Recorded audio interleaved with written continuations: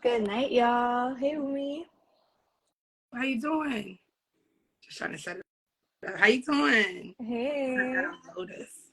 How's everyone doing? Thank you for joining us. Perfect. Yes, so excited for tonight. So good night, good night. Wait for Ludus a little bit. We'll just introduce and then we'll bring her up. You hear me? You're muted. You want me to add her on? We'll introduce tonight's topic and then we'll bring her on. Good night, everyone. Good night. As you guys can see, we're ready for y'all. We're ready. Red lip in the place. So good night, everyone. Welcome back to another episode of Success with the Stars. Let me know if it's echoing. Let me know if the audio is good on your end. I hear you well. Do you hear me? Okay. I feel like I hear a little bit of echo. Can you mute? So good night, everyone. Welcome back to another episode on Success with the Stars. As you guys know, we are always your hosts. I'm Sherry Spears, and we have Umi Genevieve. So tonight we have a very interesting conversation. You guys already know that's why you're here. But we always just want to say gratitude, and we always just want to say thank you for joining with us. We've been on YouTube lately, so we've been really focusing on YouTube lately, and a lot of you guys have followed us to YouTube and have like really been showing out on YouTube. So we just want to say thank you guys for that. But we had to still give a little bit of love back to Instagram, so that's why we're here tonight back on Instagram. We're like, we got to give love to where we started. But as we continue and grow, just make sure to follow the Growth Project on YouTube because we have some more stuff coming on the YouTube channel. So thank you guys so much for coming, being here tonight. So excited for tonight's convo and so excited for tonight's convo with our guest, Lotus Elise. You guys know her from our past live. You guys really loved it. So we had to bring her back for Scorpio season. Lotus is at this point, she's almost like our resident bruja. She's our botanica. She's our herbalist. But she's also an astrologer. She is also the creator of Her Botanica. We're gonna pull her up. Right now. Let me see if you can pull her up. But just so much love to Lotus. Thank you for always coming out and having these conversations with us. Lotus just has to request it because I see that you requested it and I was able to like add you on. Perfect. So Lotus do. So everyone join me with welcoming Lotus. Truly, like I said, our resident bruja at this point. And definitely check her out. So we're just gonna wait for her to be pulled up.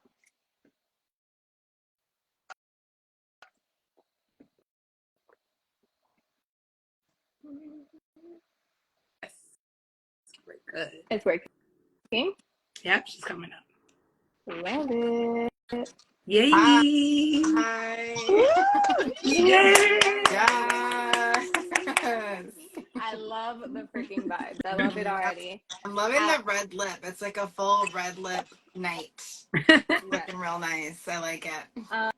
I'm just gonna put a disclaimer out here. If throughout this live I lose power and it goes all black on my end, we're gonna continue. Okay, just keep it going. I'm gonna try to find a way to come back. I have some candles set up just in case. Like I just got some candles, so we're still gonna do it.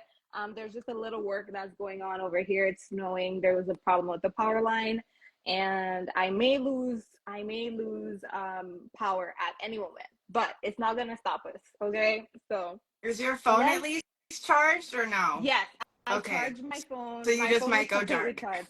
I just might be full witch mode with some candles in the back. Period. It's the vibe for tonight. Yes. Okay. So let's already start with today's conversation. So welcome to Why Men Love Witches, which is, a play of words on why men love bitches. And tonight we're talking about the alpha females of the zodiac.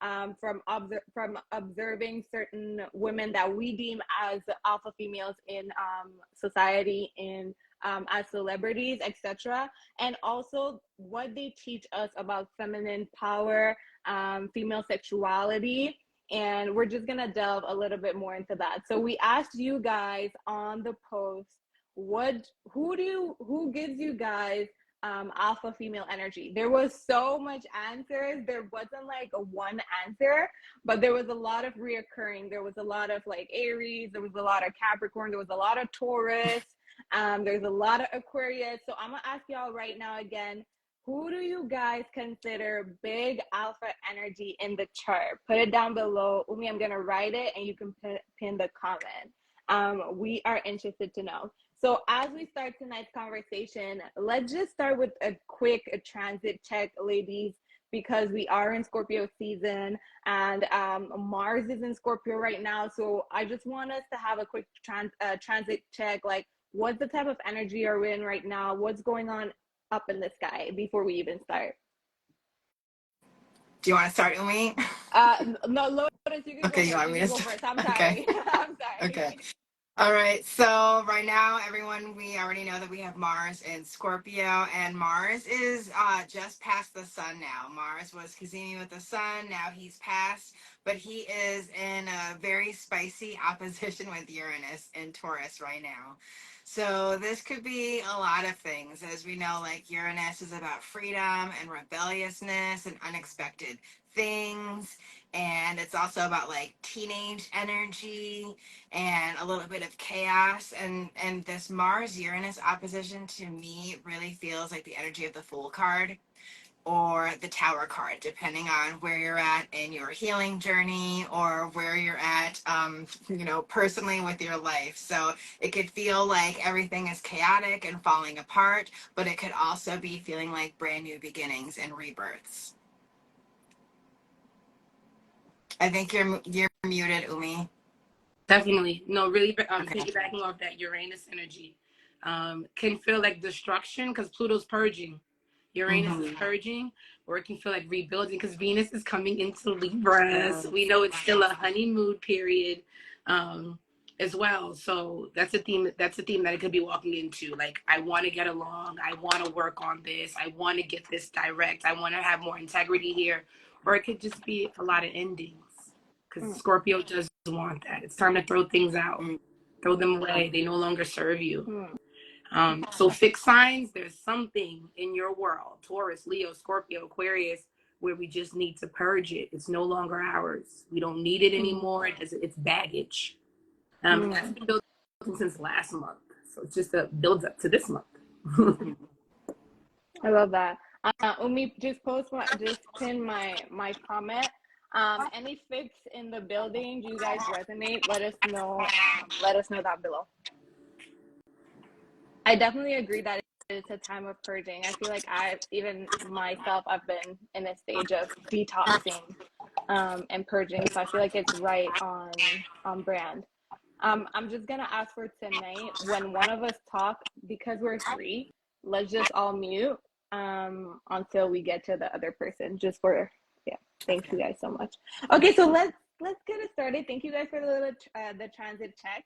So before we talk about the placements that we consider alpha females, who are some women that you guys both think are alpha females or that you see as alpha females? You can use celebrities, you can use any public figure that we know. Who do you see as alpha female, and what defines an alpha female for you without saying any placements? Lotus, okay, I would definitely say Cardi, Meg, Sexy Red. Also, like from The Walking Dead, I think Michonne is also very much alpha energy.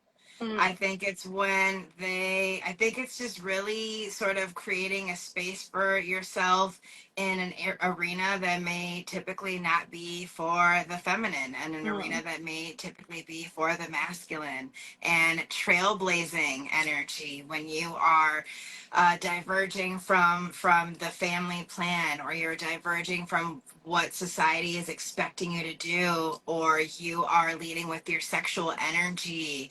I think all of that sort of creates that alpha female archetype. Absolutely, Mm-hmm. absolutely. And what about you, Umi? If I was gonna think of Alpha, Michelle Obama, Saturn, also Aries energy, so sexy red. I want to add on to that as well.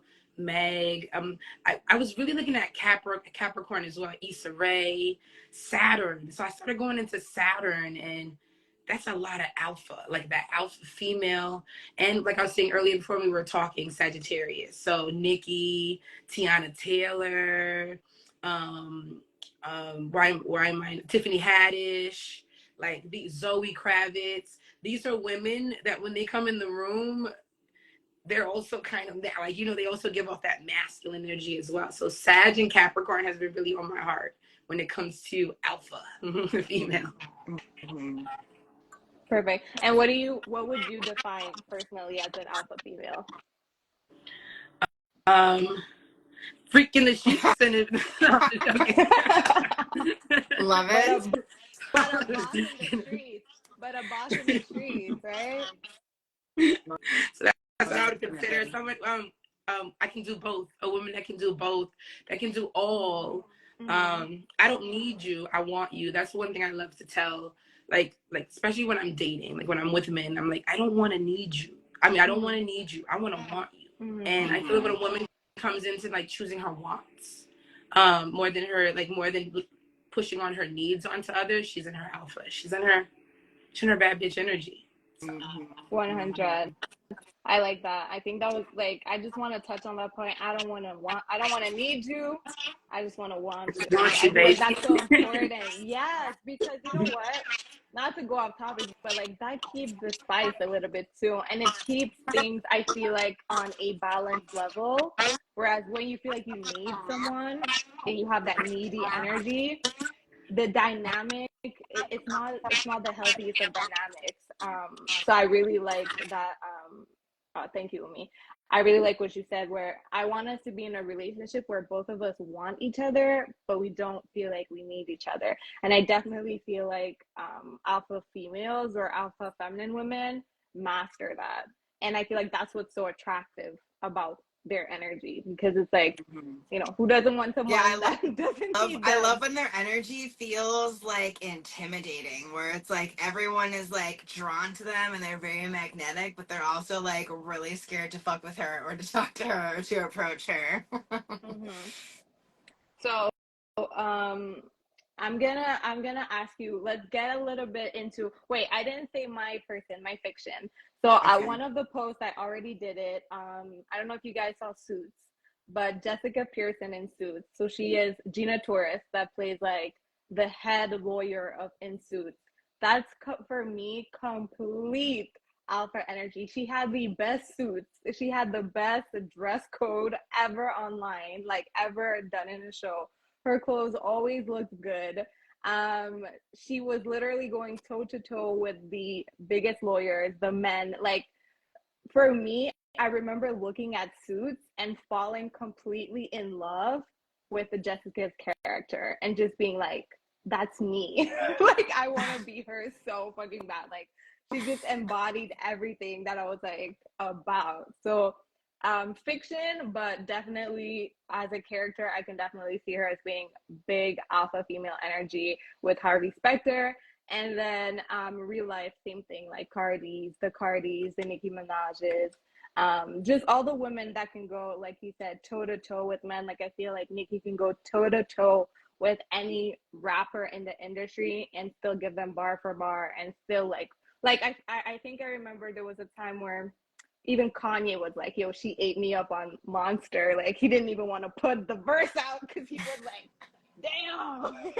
And I love that. I love the fact that he even admitted that. He was like, there was a point I didn't even want to put this out because the verse was like too good. So yeah, that's what I feel like. Definitely alpha feminine energy. And it doesn't mean she needs to be brass, or even it doesn't even mean that she needs to be aggressive. It's just the way she holds herself. For me, it's an alpha female. The way she carries herself, whether or not she's aggressive or not, she's super assertive. She's not scared to say what she wants to say. She's not scared to take up her place. She's not scared to get what is due to her, and she's not gonna tolerate disrespect. That's an alpha female for me. So Sure. yes. Okay, so I want you guys to take the examples that you said earlier, right? So the Cardis, all the examples that you said, the Tiana Taylors and stuff like that. So in both of your guys' work, what have you seen are the distinctive elements of these women? So what is in their chart that you guys believe creates this alpha feminine energy? Lotus, you can go first. It's definitely going to be that fire and air energy to start with, or it's going to be heavy Mars, heavy Jupiter, heavy Saturn, things like that, or prominent sun placements too, because the sun is very masculine energy. It's women who are also cardinal energy as well. I think that's also very alpha energy because they are initiating things. It's natural boss energy. It's natural leader energy. Um, are you muted? Absolutely. Okay, yeah. Yeah, I was. We're just mute. We're all muting so Okay. that the Just playback taking isn't like turns. weird. Yeah, exactly. Go ahead, Umi. What's the distinctive elements in the alpha females chart that you feel? Totally agree with Lotus. Air, fire, cardinal. Cardinal women get to it. Aries, Libra, Cancer, Capricorn. They're usually first, only specific ones in their family. Mm-hmm. So that are ringleaders. So cardinal women get to it. Fire, air women have that masculine space as well. I'm going to say maybe more Saturn. So Saturn associated ones. When it comes to air, so the Libra and Aquarius ones. Gemini can be playful. It's masculine, it's alpha, but here, right? Mm-hmm. So it'll be here though. But then when it comes into their body, it could be more childlike and playful, and even fickle in ways. Whereas the Saturn associated air signs like Libra and Aquarius, they come in swinging, like with the air energy. Gemini could be a little. They could even flip flop on themselves sometimes, but it does gear towards more masculine energy. I'll see a lot of air do more of that tomboy, like that kind of energy too. Air signs. Well, they'll be like fluid. I can do both heels 1 minute fitted or like baggy clothes the next minute. Whereas I feel like with fire women, they're knocking you out in heels. Mm-hmm. Like they're like they're, or it's like the straight, like it's not as fluid as air would be, but air can still go towards the masculine. So definitely with all the placements Lotus was speaking of. So air, fire, cardinal, heavy Saturn, heavy Pluto. When you have now generational planets that are on you too, Pluto, Neptune, those can also bring influence around you. But definitely air and fire. Air and fire women, you can see them from a distance, especially fire. You can see from a distance. That's very interesting. That you said the generational planets as well. I wouldn't have added them in there, but super interesting to know. So let's talk a little bit about the difference in air and fire, since they're both masculine, like you said. But throughout, like, our talks and everything, you still feel like one of them, because the alpha is the alpha, is the top, right? So we can't be like all of these. We still need to go down to the common denominator, let's say. So let's talk about air and fire women a little bit, and the difference in how they both maybe show their masculinity, maybe, or not even show their masculinity, show that alpha energy differently, because it's two different elements. Well, To me, it automatically makes me think of Cardi, because Cardi is air with a fire moon, and she's got that Libra energy and then that Aries moon. So I feel like in that regard, like when they have a little bit of both, it gives that like man eater energy. It gives that femme fatale energy where she's like exuding, like wearing her sexuality very like proudly and very confidently, but she like looks really gorgeous, but then is going to like, she gonna come for your ass. She's gonna, she's going straight for the jugular type energy. Mm-hmm.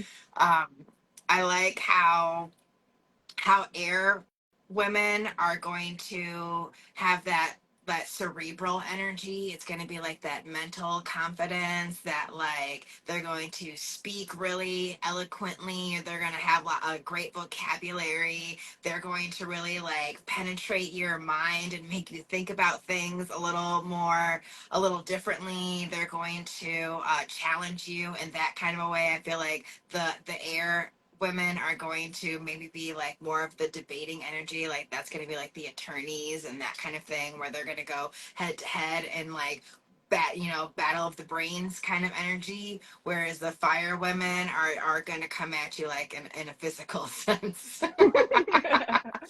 Yeah. Or Hmm. they go, oh, they'll go toe to toe with you in the bedroom. That part too. Yeah, Saturn women as well. absolutely. Hmm. Umi?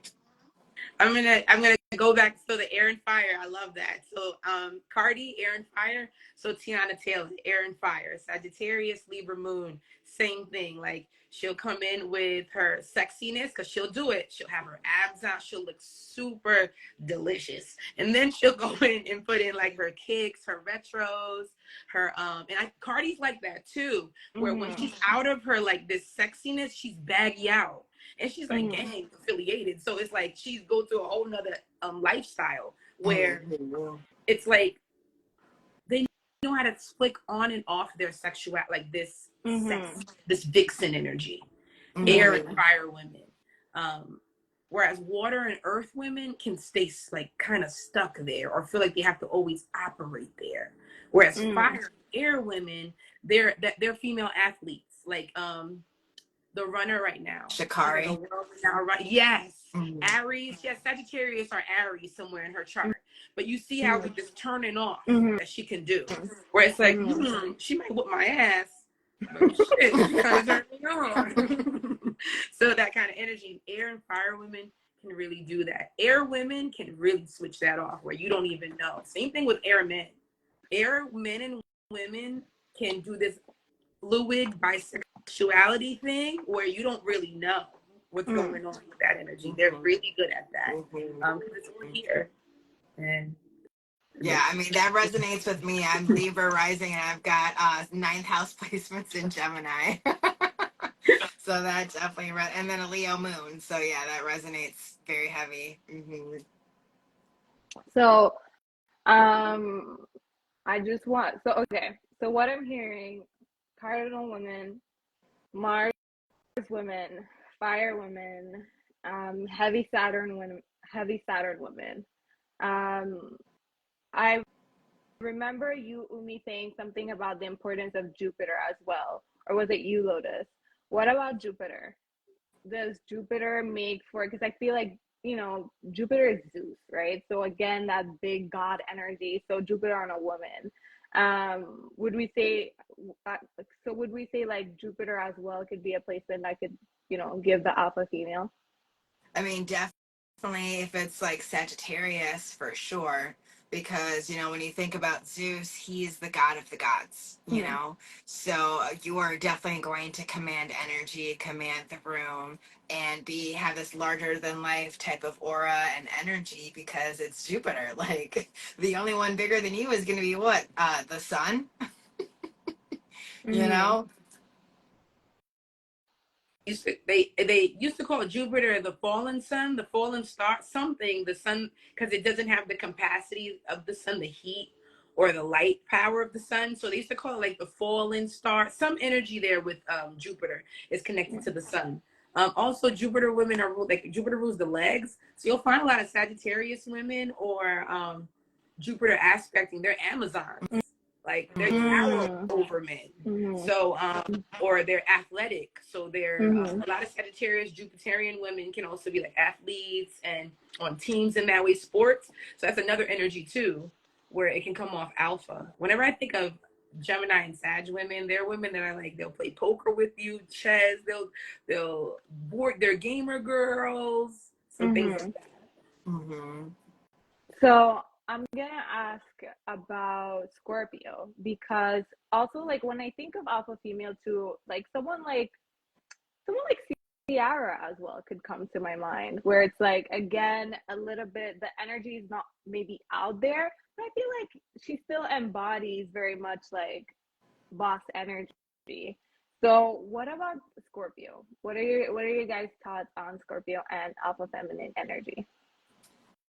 I mean, I definitely would say Scorpio gives off that alpha energy because it's really a mix of Mars and Pluto at this point. Because I always go for Mars because I think it's hard for the generational planets to really be the personal planet. So I always go to like the ancient ruler because they're moving faster.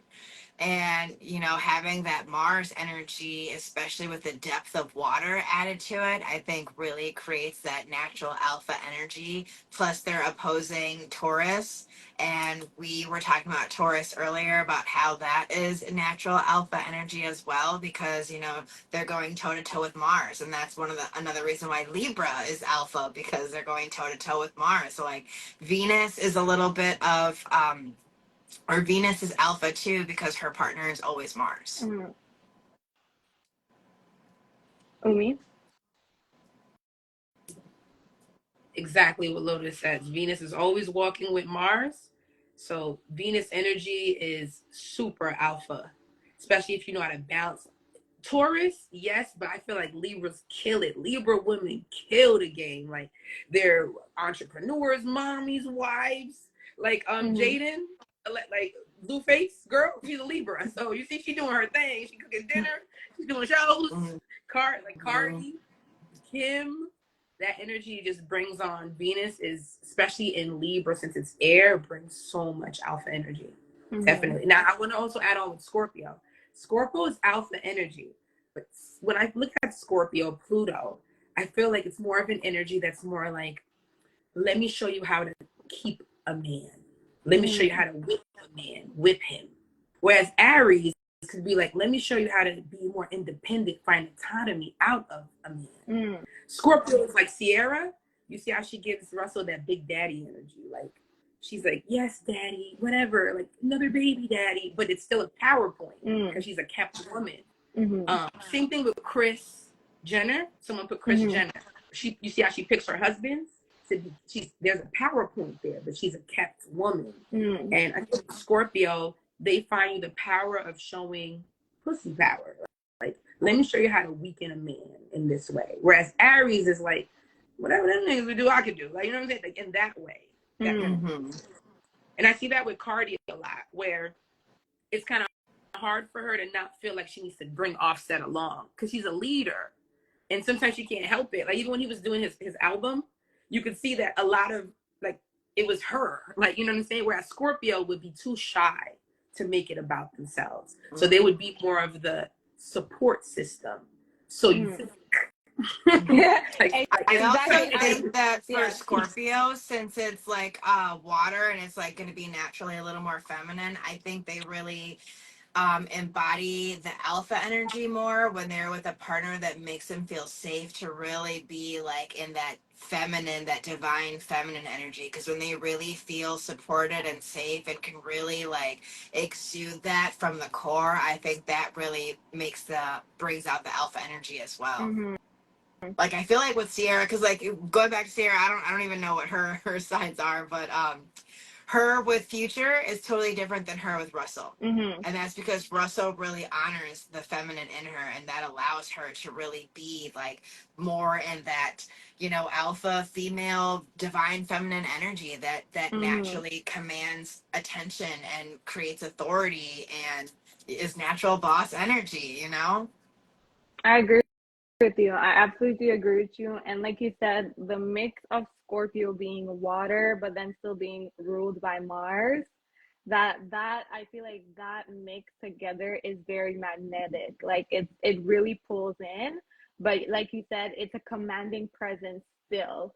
And like Umi said, she may not overtly like on the outside and the public be like I'm the boss, but like really and truly she is the boss. Like it makes me think of, I think when I read like Why Men Love Bitches, like way before, she was like, you see how like Asian women, they're always walking behind their husbands and like everything, and she was like, the reason why they're walking behind their husbands is because their pockets are heavy with all the money they're carrying. They're carrying their husband's money. The husband comes home and he's literally like, here you go. And they are the ones that do, like, they really run the home, the money, the situations. Like, so it may look outside like this is what it is, but it's definitely not like that when you go inside the home. So I feel like Scorpio gives that energy, and I think it's a very good balance, because the man won't feel like, let's say, emasculated or like whatever. He gets to, save face, but he knows who's the boss. So I think, yeah, that's why I feel like Scorpio gives big alpha feminine energy. I see that in a lot of sessions too, like where women, especially with platonic energy, are in control of the resources, even if they're not with the guy. Like they're in like a third, because Scorpio can get caught up in that. They're still in a space where they're in control of that part. Very true. Whereas Aries would be like, you have yours, I have mine.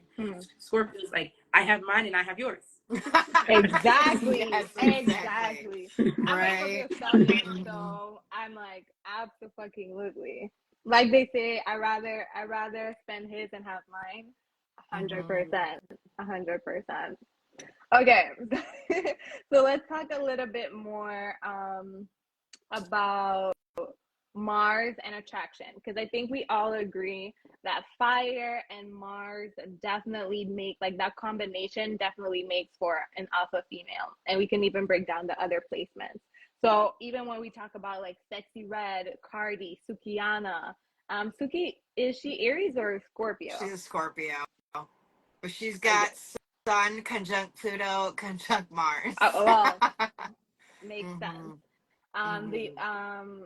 The Janet Jacksons, Rihanna, Erica Minas. So even when we talk about this, a lot of these women have strong Mars energy or strong fire energy as well, or like you said, Pluto. So let's talk about Mars and attraction. So I know earlier we were talking. So let's talk about, let's say you have your Mars in different elements as a woman. Okay, let me see my question. Sorry, guys. I'm thinking at the same time because, like, you guys just gave me new information. So I'm like, wait. Okay, so let's talk Mars and attraction for a little bit, and talk about what turns us on based on our Mars sign, or let's do it element so it's easier. So let's say we are fire Mars, right? As a woman, what will turn us on, or what will we be attracted to with Mars in fire? And then let's do earth and water and everything like that. That's gonna lead into the next part of the life. Go. I think Mars in a fire sign is going to want things that are like blunt and to the point and very much like obvious. That's what comes to mind. It's just like they're gonna be like, are we fucking or not? Like I feel like that's gonna be Mars in a fire sign. And Mars in air may be more like a cat and mouse, kind of like a little bit of a chase, a little bit of a back and forth, like a little bit of like foreplay. I feel like in the air sign it's going to be more foreplay, and in the fire sign it's going to be more like, let's just do this thing. I feel like Mars in a fire sign is just already like so gassed up that they're just like going like head first straight towards what they want. They're just like, this is what I want, like I see it, I want it, I got it type energy. Everyone everyone's agreeing with you, so I like that. What about Mars Also, in like, if water? you or Mars for Leo is also going to have like that playful energy, so it could be like the sexy banter of, like, like cracking jokes in bed, or like making it a competition. Like Mars in a fire sign may make things more like a competition, and then you're trying to like outfuck each other or something. Like, Period. yeah. Absolutely. Someone said Mars and air could be sapiosexual, and I can Yes. definitely see that. Yeah. Mhm. Mars in water. Mars and water. I feel like it's going to be more like sensual. Maybe they're going to want to slow things down. It's going to be more about like the sensory part of things, maybe more romantic too. Like there's going to be more of an emotional connection or something where it's going to be like a little more slowed down, where Mars in a fire sign is going to be like, ah, Hmm. you know, And hold on, we're missing one. Earth. Mars and Earth. Yes. Yeah. I think Mars and Earth is sort of like a combination of like water and air almost, because I feel like Earth wants like that foreplay and they want that cerebral, but then they want it to be like a slow burn, like a slow build. They're gonna want the foreplay, they're gonna want the eye contact, they're gonna want to talk, like all of that kind of thing. It's just like Earth is gonna slow you down so you can like fertilize the soil, you know? Yeah. Yeah. Umi, hold on. Umi, you can come back on. Yeah. Yeah. So for you, Umi, what are some of the things, like, let's say as women, if our part based on our Mars sign, we could be attracted to in our partner Mars. So elements. Mars energy, whenever I look at Mars, the same thing that can turn me on is the same thing that can piss me off. That's a good point.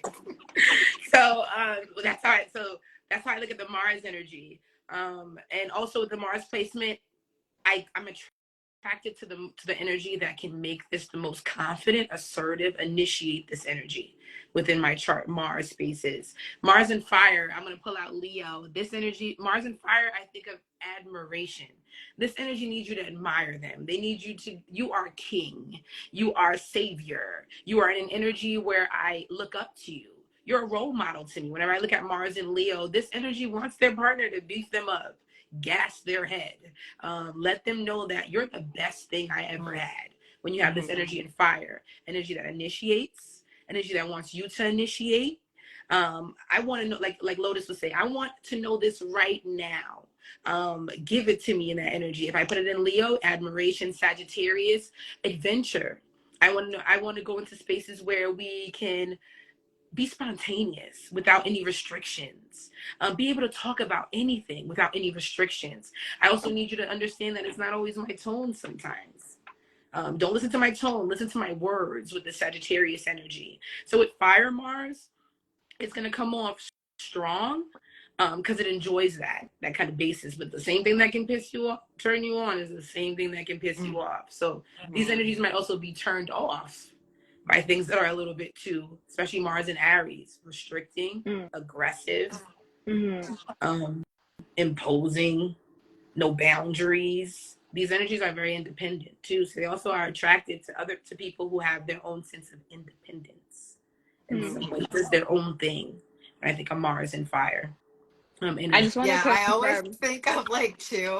It's just like sometimes when Mars energy is hard to read, it's like, what's the problem? You want to fuck or you want to fight? Like, what's the problem? Where's this Exactly. going? With I was gonna say, to confirm with Umi, because I'm Mars and Leo, and you were saying like same thing that like turns you on, like can piss you off Bother as you? well. Yeah, exactly. And I freaking agree so much. Where it's like in bed, I'll be I can be like, you could fully dominate, you could fully be whatever. But then in real life, what's your fucking tone when you talk to me? Like, like, like we in Yes. two Like, who different. are you talking to like that? We're in two Mm. different arenas. Like bedroom is a total different version, like, but real life, watch your tone. Don't be coming off aggressive. Don't. Yeah. It makes me But think of like the popular audio on TikTok where she's like, I want you to lead me, but like when I want to be led. yeah, absolutely. Like you're the leader when I want you to be the leader. Otherwise, I'm always the leader. And I Okay. want to be led, but like, tell me a little bit in advance so like I can get ready. Go ahead, Umi. You can go with Mars and Air. Mars and Air. So I saw this post the other day. I think either Jordan, someone on my page, someone on like that I follow put it on. I think it was either Jordan, but they put Mars and Air and how it can be fluid. I see a lot of Mars and Air signs who can be like like they're into both. They do a lot of friends Especially with Gemini. They do like a lot of friends with benefits where it's like, hey, if you could get into my head, you get into my pants. Period.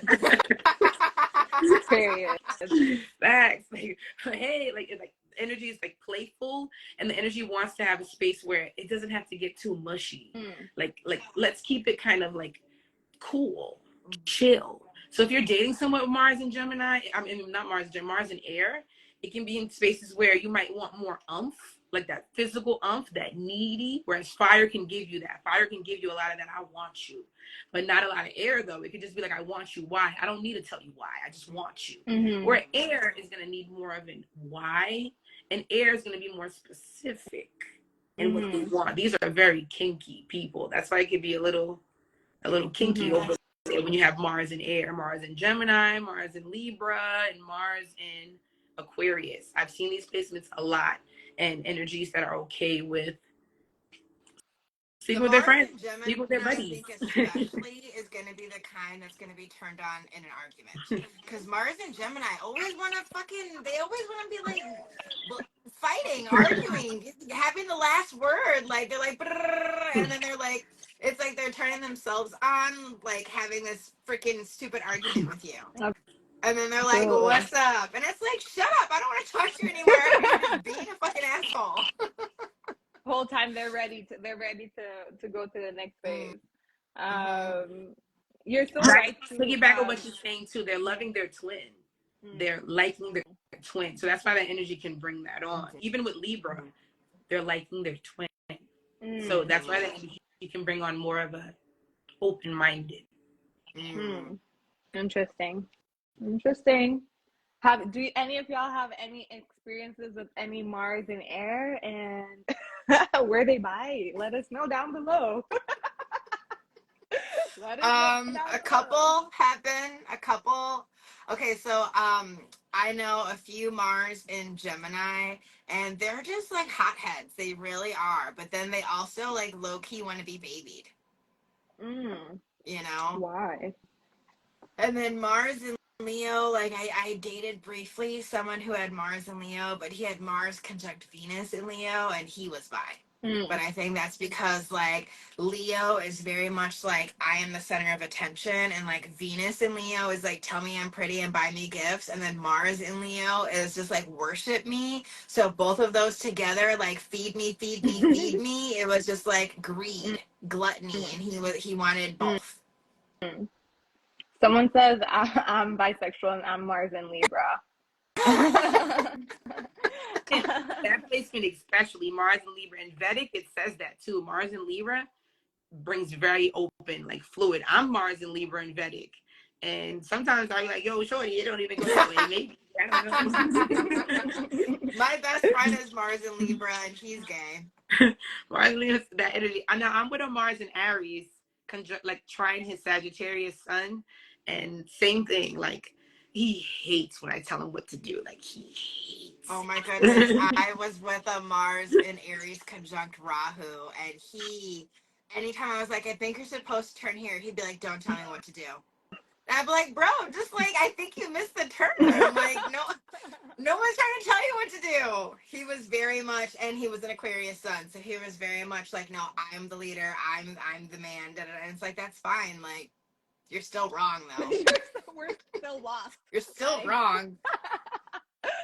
I've seen that placement in women, Mars and Aries, and it definitely makes women who are like very aggressive or could be very much like like you said, like I'm the boss, and they'll really compete on the spectrum of like anything you could do, I can do Oh, yeah. better. Anything you could, Yes. yeah. So I've seen that with women. I haven't seen that with men.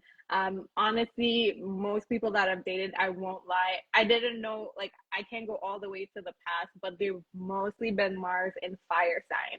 Because I'm a Mars and fire sign, and if you do not have undeniable passion for me, like you know how we say, like if you're not obsessed, it's like please It's sit a no down. for Like I am me. not like there is no figuring out, is does he like me? Like I need to see the passion, I need to see the fire. Listen, you need to be, listen, if I can't feel the fire, just fuck it. So I've never dated like a fire and water or a fire and earth, because like I don't have time for that. It's like I just need to see how much you fucking want this, and we'll see from there.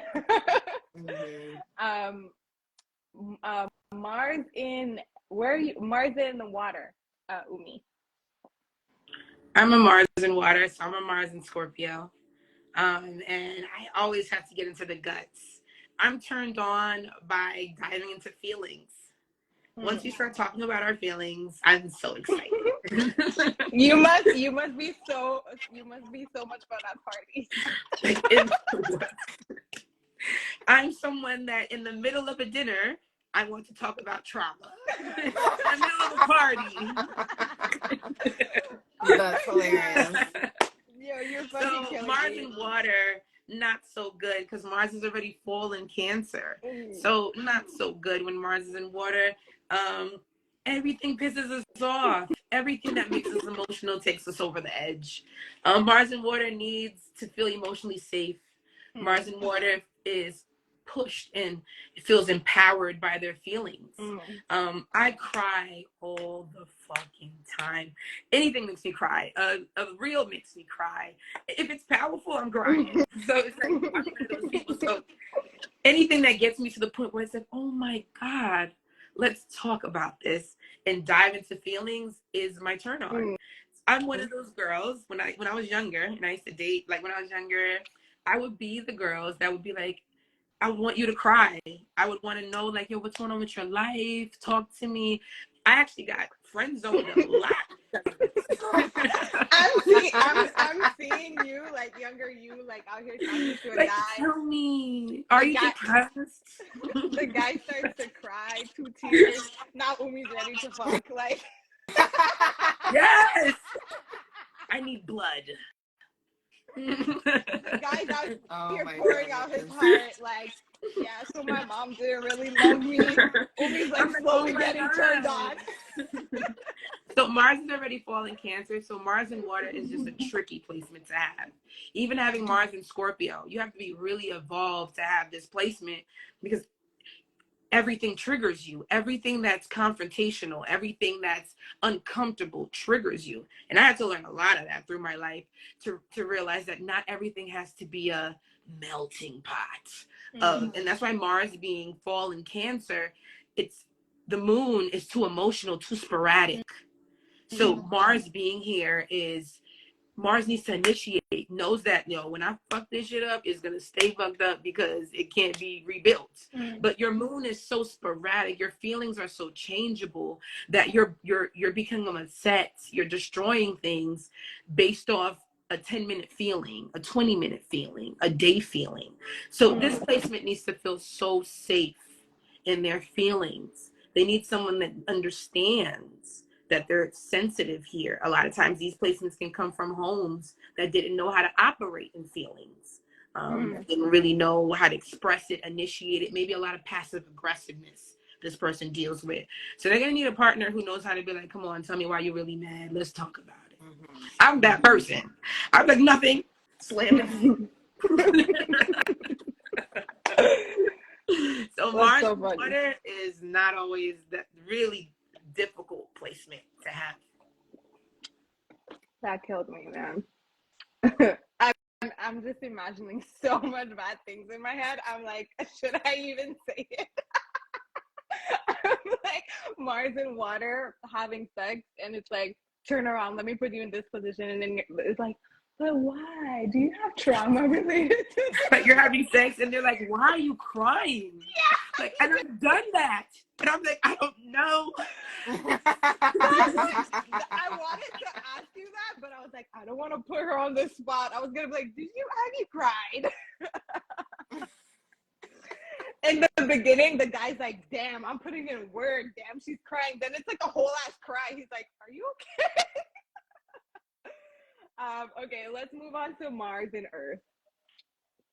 I have Mars and Earth. I've got Mars in Capricorn. Okay, so tell I us like about Mars your sex in life. the cardinal signs the best. I don't know, like if when I've been with a fellow Mars in a cardinal sign, it's always been just like the best. I don't know. It's my favorite personally.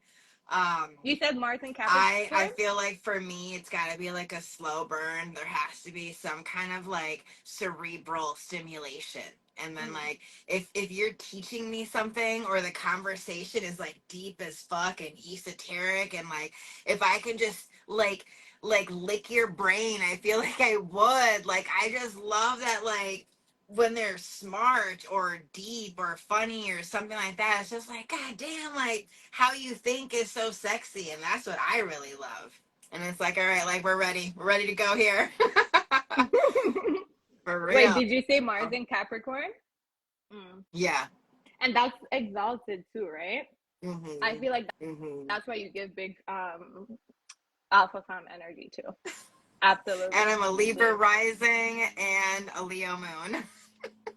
Big fucking alpha femme energy. Like it literally radiates off of you. So absolutely. Someone said, I think, hold on. Capricorn is BDSM. That's what I was about to read. Soon as you said Sidereal, I'm like, every time I have sessions with Capricorns, I'm like, all right, you guys have muscle issue, like the body relaxation is struggling here. The muscle, the arthritis, whatever, the carpal tunnel. So I always like even with a lot of BDSM energy, there'll be Saturn, especially since it's an energy that's a root chakra, that kind of basis there. But yes, when I think of Mars and Capricorn, these people get turned on going on to the chiropractor, getting stretched out, pulled out. Oh my God, getting a massage. I'm like, oh my God, like she's ready to go. Like, let me get my ass home. Wait, Umi, yes. Pin the Jordan's comment. The Mars and Capricorn is BDSM. So you concur, you confirm that, Lotus? Oh yeah, like I love a good like that's my favorite like foreplay would be like a massage. Like and that's like my Leo moon too. I feel like if they're like really like focused on me, like make it about me, like give me a massage, really just like make me the star. It's like that's a huge turn on. Huge turn on. I'm gonna just put this out there too. I feel like Mars, especially maybe just Mars and Leo, but Mars and Fire are big placements, and I think we can get into it a little bit with the kinks of it all. But I feel like Mars and Fire absolutely loves head, like loves it because it's like make me the center, like you said. Especially Mars and Leo. Let me just be the whole center of this whole entire experience. I don't have to do anything. You're worshiping me. Just really love like going down on either getting like just love that. I feel like alpha women love that also because like for me I love doing that because like I feel like I'm in total control. Like you have them literally by the balls. Like this is still the me show. Yeah. But exactly, and so I really love that too. Yeah, exactly. Both ways. I definitely see it with that. Umi, we're still in Mars in Earth. So talk to us about it before we continue. We can't hear you. I hope you've seen the Hedonist, the freak, I'm gonna pull out Mars and Capricorn with the BDSM, but Mars and Virgo is a freak, baby. I think this is one of the freakiest placements, Mars and Virgo. This energy, just Virgo energy, since it's all stabs itself. Moon in Virgo is super freaks Facts. too. Venus in Virgo too. If you have a Virgo Moon man, in Virgo. he's gonna want it Virgo after dinner placement men, breakfast. yeah. Venus in Virgo men. Any Facts. honestly, almost any placement in men is like fucking like, and the stamina, like they can go for a while. I'm gonna just say that. Go ahead, Umi. Go ahead. Chronic masturbators, Mars and Virgo too. Chronic touching self, Mars and Virgo energy. Virgo energy. Sometimes feel like I'd rather touch myself than you even touch me. Mars and Earth sign can feel that way because it's an energy with letting you have control in that dynamic. That's why even with Capricorn, the reason why I feel like it goes towards BDSM because they're always in power, and like a lot of like back in the day, BDSM was like considered like rich white men. That was like their thing, like that energy. The politicians was into this. That was their whole thing. That's what it was catered to at that time, or that energy. So I think of Saturn in that way. I'm telling everyone what to do all day long. I'm telling everyone where to sit all day long. I'm always in a position where I have to be tense all day long. I need something that's going to force me to be a bitch. Like, no, Cancer. Force me to be at my most vulnerable space. And being tied up, choked up, thrown around. The choking especially. I feel like that is very much Capricorn and Mars in Capricorn. And I feel or like having that little bit of like where it's like no, but it's really a yes. You know what I mean? Kind of having that little like playful kind of role playing. Yeah, we'll say role playing. Yeah. For the purpose of we'll say role playing. Yeah. It's an intimidating energy, so it's like, how are you going to even get to it? Because it's so intimidating. And I was gonna say too, isn't like most like dominatrix, they have like heavy Saturn. They can have Saturn or those type of placements. I feel like it makes dominatrix like Saturn, Mars, Lilith, like Lilith especially. Remember, I Love New York. I Yeah. Love New York. So she's a Capricorn, and she's like, "Get on your knees, bitch, and tell me you love New York." Yeah. Saturn is definitely like huge dominatrix energy. Yeah, there was a clip from I Love New York's on TikTok or whatever, or maybe Instagram, where she was just like, I want my eggs correct. I want my name dropped. And she's like, that means I want a baby and I want to be married. And it's like, okay, girl, chill, damn. Facts, Megan the Stallion, all that energy just gives on straight. I love how like also like the smaller men love those big Amazon women with like that are just, like she's gonna smother him with her tits. Like he's just like it's just like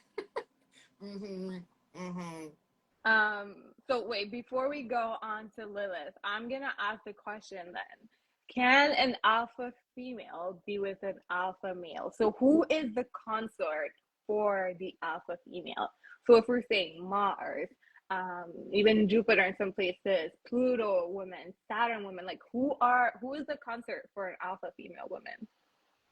I think she has to be with an alpha because I feel like a beta is going to be boring.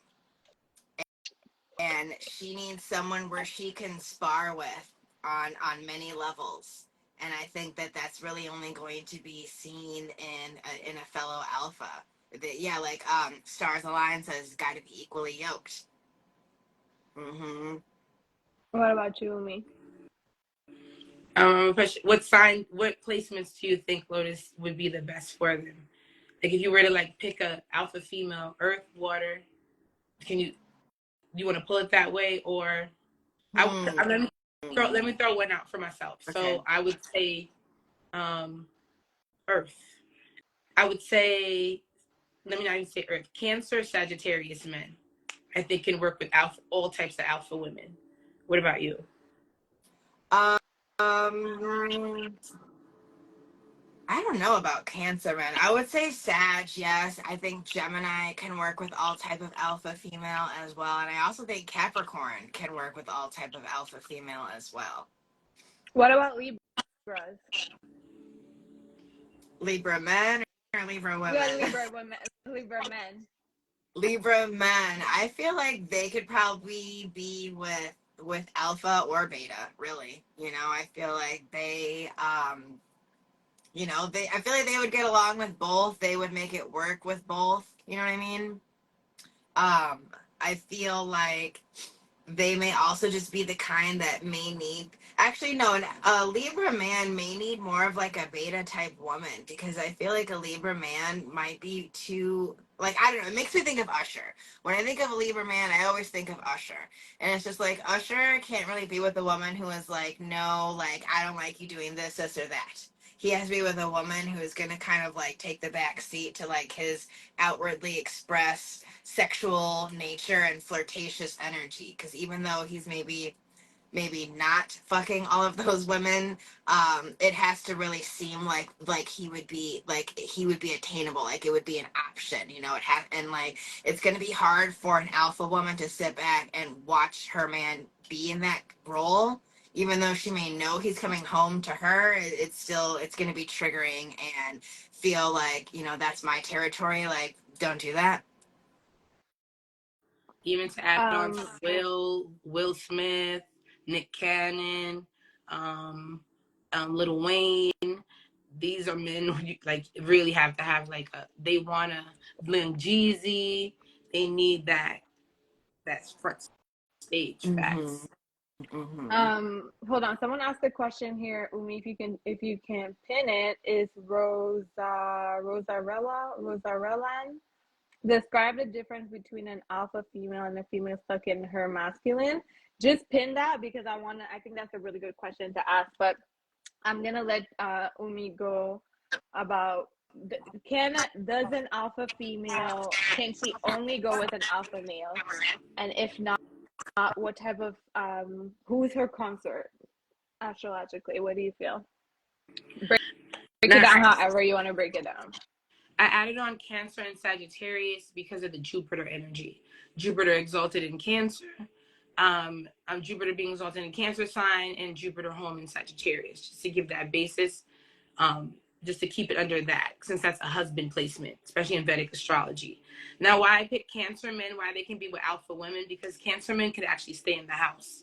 They can actually be men who stay at home and run the household, be with the kids, and center the home in ways where even if they have to go, even if it's because they're a mama's boy and their mother's helping them do it, they're men that are family men naturally. So if you're a woman that is like, hey, I like to be outside, this man has a capacity to stay at home and deal with this Mm-hmm. in some sort of way.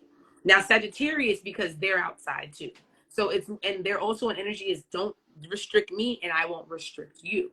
So Mm-hmm. they are free in that way. And Jupiter is exalted in Sagittarius. So for some reason with Sagittarius energy, they want family, but they want freedom. So many times they have children ways for self-expression because it's a weird energy with Sagittarius since they're distant in that capacity. But they're still very family-oriented men.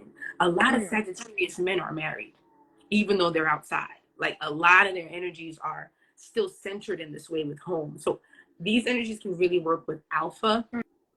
Sag is like, whatever, do your thing, live your life because I'm living mine, but I'm still family oriented. And Cancer is like, hey, go outside, do your thing, and I'll be here with the kids within that space. So those can work. Gemini, I'm gonna even like Gemini is a great placement as well because Gemini is your best friend. Aquarius too. Aquarius men are very hands off a lot. So they let you free for like they let you do your like if you think of Blueface, Gucci, do your thing, live your life. Michael B. Jordan, do your thing, live your life. Um, so they're also airmen are also really big in just giving you that space since they're your best friend. Mm-hmm. So they can work with alpha women as well. I wouldn't go towards Scorpio. I wouldn't go towards Libra. I wouldn't go towards these signs, especially Scorpio can get a little vindictive and get a little jealous. Taurus can get a little vindictive, get a little jealous. Leo can work too, but Leo can get a little, just the energy of who's really the star here. So more of the air energy. And Sagittarius and Cancer, man, really let their women, they let women run this show. Many times they let their mothers run the show too. So they're really open to that. Like if I think of Jamie Foxx, if I think of a lot of Sagittarius energies, like women in this feminine energy, and you see how DMX had all those kids, but a free man, like there's an energy there where, and he was married. Jay-Z, yes, they're a lot of them are married when they're outside. So when the Sag is in the streets, that's he's married. Isn't wait, like Offset too, right? Yes, they're very family oriented, and they let their women be free. Like Sierra be turning up. Sierra be turning up. For her dresses, they let their women really be free. Pisces too. Jupiter men are good. Like I think they're really flowing. Pisces men too. Really unconditional. Do your own thing. Live your life. Very interesting. For some reason, I lost the comments on my end, so I can't see it. So hopefully, people are agreeing. But someone said, describe the difference between an alpha female and a female stuck in her masculine. I just found that was such an intriguing question. Let me know if you guys have thoughts on that. So I think it's like a fine line, an alpha female and a woman stuck in her masculine. To me, a woman stuck in her masculine doesn't know how to be in her feminine. And I feel like an alpha woman has mastered both and knows how to wear both hats and can change outfits very easily. But a masculine woman is maybe she is disconnected from her feminine energy, doesn't really know how to tap into it, maybe feels uncomfortable, maybe because she's so heavily masculine that like it feels awkward or weird or unnatural to be in the feminine. Yeah, I definitely agree. Amy? You'll find like fire women can have like a thin line between being protective of women and being bullies to women. You'll find a lot of women who can be on some like mean girl activities can have fire and air in their chart, because of this basis of not really having really centering this pity party that women can like go into. Like fire and air women aren't really going to jump into that, oh, I need a man, or that kind of basis of like needy. A lot of fire and air women can have great relationships with their father. So they can come into spaces where they may not really connect to a lot of the daddy issues and the gender roles and those themes, because their dad puts them in a space where they're centered.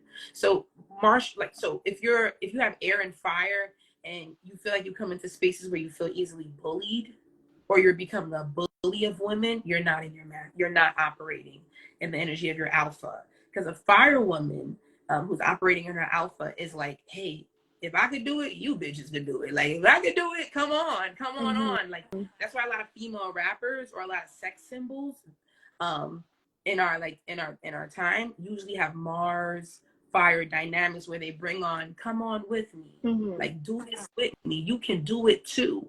When you're fire and air, that's going to be your best bet when it comes to sisterhood, showing women that you can do this too. Like you think they could do it, the dudes could do it, like let me show you how a woman do it. Like Megan Thee Stallion does that excellent to me. When it comes to like she's fighting the industry right now. She's an Aquarius sun, Leo moon, so she got her back right now, and she operates it beautifully. Absolutely. And I like it. It reminds me too of Cardi, who has just been like so embracing of like all of the girls coming up and like collabing with them, even like with Tomorrow and Glorilla and everything like that. Just like even, you know, hopping on these beats together and just really just the whole female empowerment vibe that Cardi is on. I really like that. It's like a we're stronger together, we're better together, like girls club. It's not necessarily saying fuck these niggas, but it's like the girls are up right now, especially in the rap game, especially in the industry. It's like it's a girls game right now, and I love the camaraderie between the girls.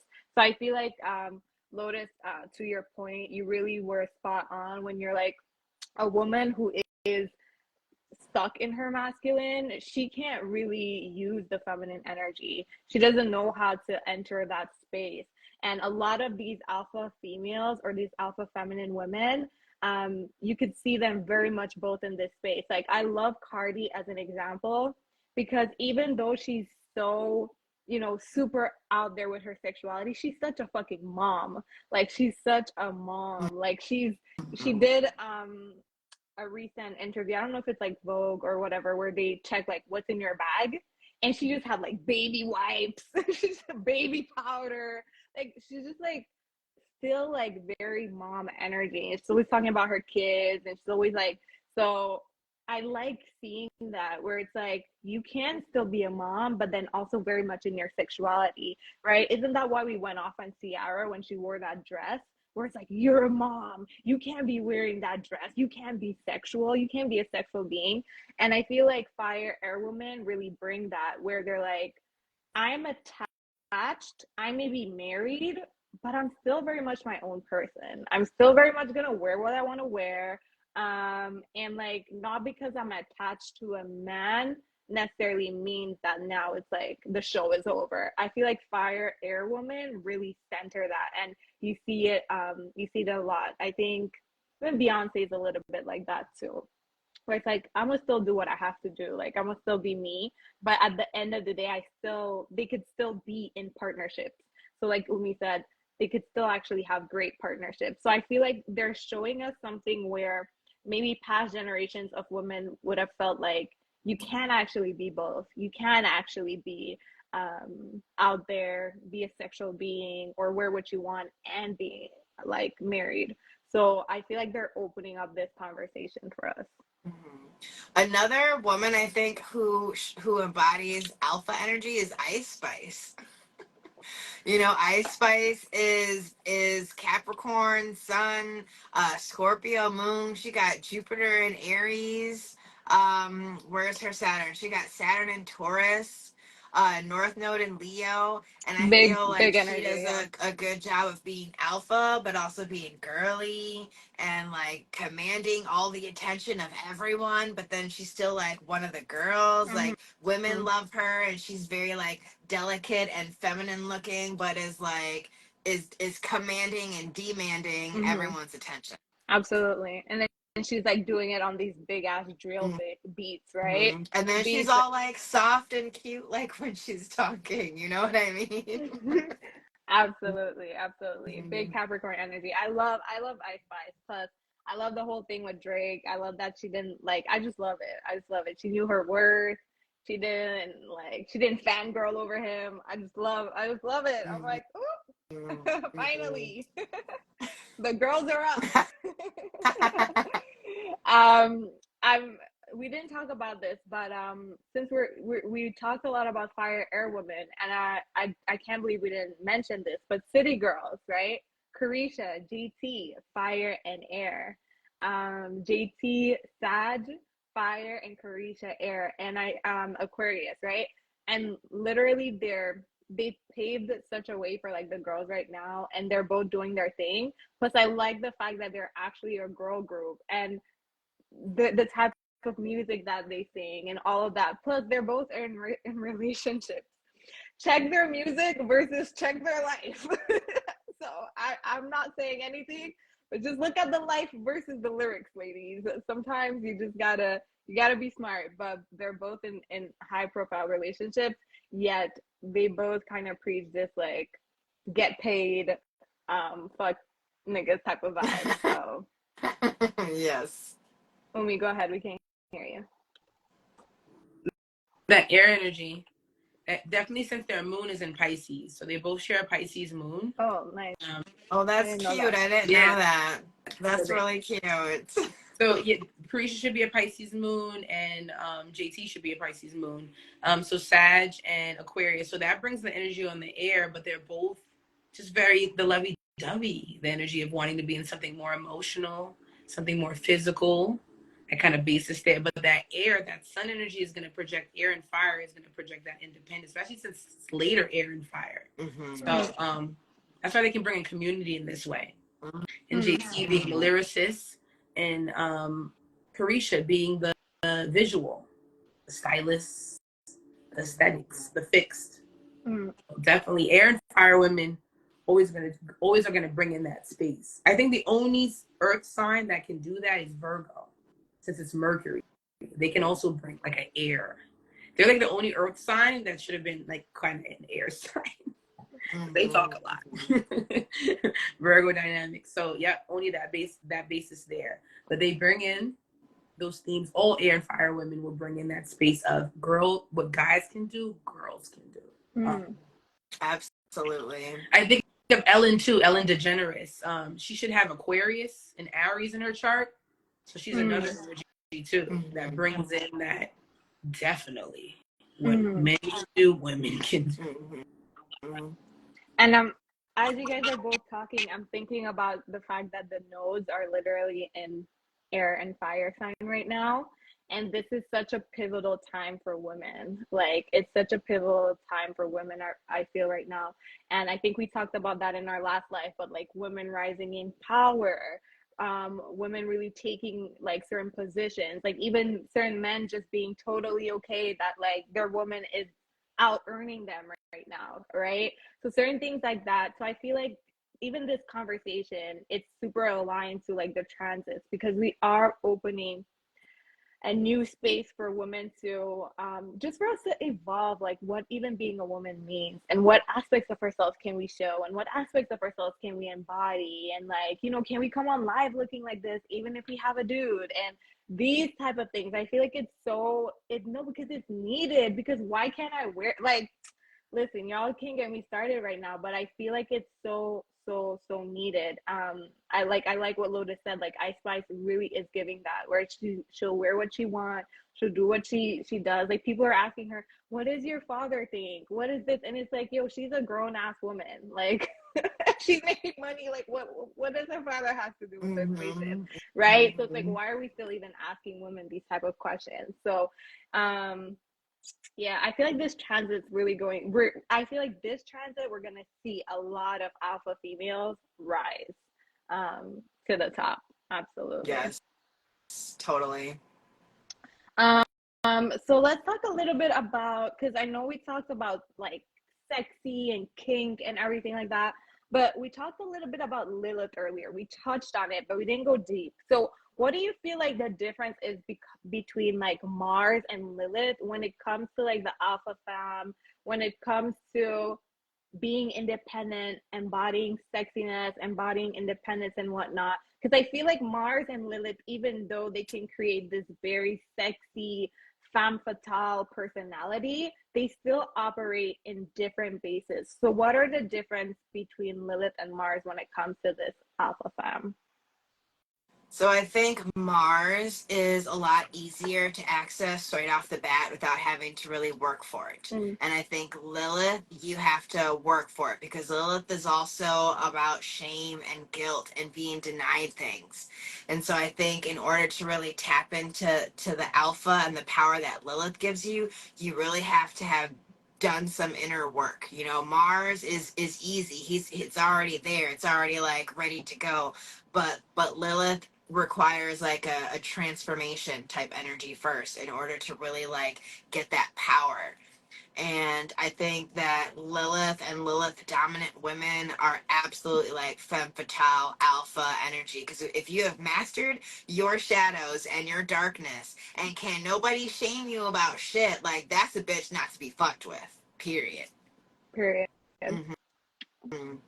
Absolutely. Oni? Period. So definitely connected to everything Lotus said. So Mars, already your personal planet. It's already energy connected to the sun, very close energy, part of our inner planets. So you're already conscious of it. Lilith is an asteroid, and it can even in certain spaces be an hypothetical energy.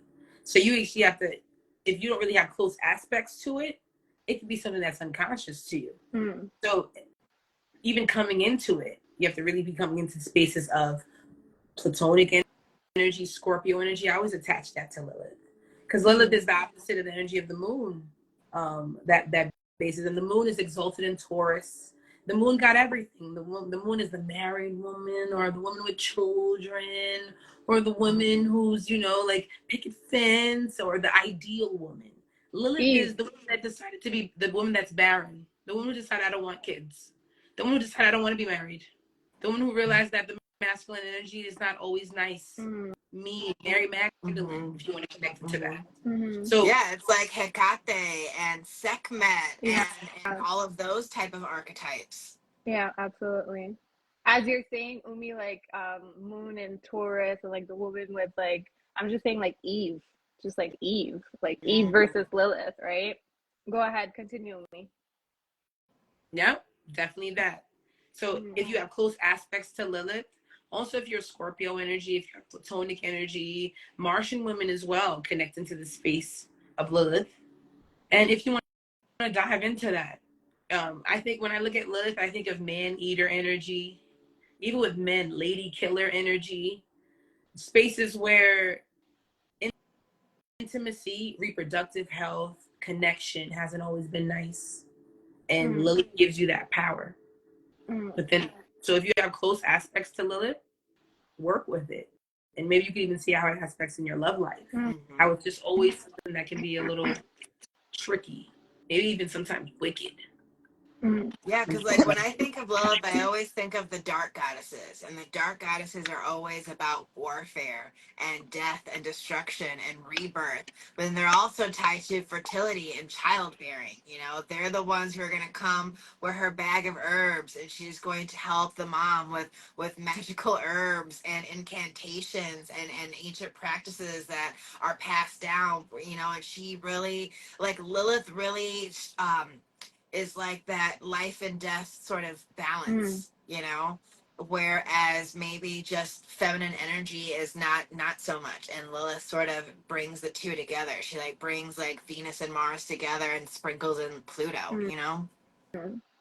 And what I'm hearing you both saying too is like Lilith is very much for the feminine energy, and she will help the women, and she will help empower them, but she just doesn't necessarily maybe even want to do anything with masculine energy. Doesn't want to be associated, doesn't want to be underneath, doesn't want to be submissive, doesn't want to, like, she could be very much the witch in like the forest where every woman goes to when they want to start having a baby, and she'll help them, but she just like doesn't want to do anything with men or society or be subdued in that way. She'll tell you what aphrodisiac herbs, she'll tell you how to get things working again, but yeah, she may also just sort of be like hermit a little bit, Yeah, absolutely. Some spaces that I've read have attached to Lilith being exalted in the same place that the moon is exalted in Taurus. It gives it a Cinderella effect, because Lilith is like a Cinderella. She didn't get anything. She's denied everything that the moon got. So it gives her the same Cinderella effect. So I attach it to Taurus and Scorpio. And one thing I always tell Taurus and Scorpio, and even when I feel innately, as much as we want to be in love, we just can't.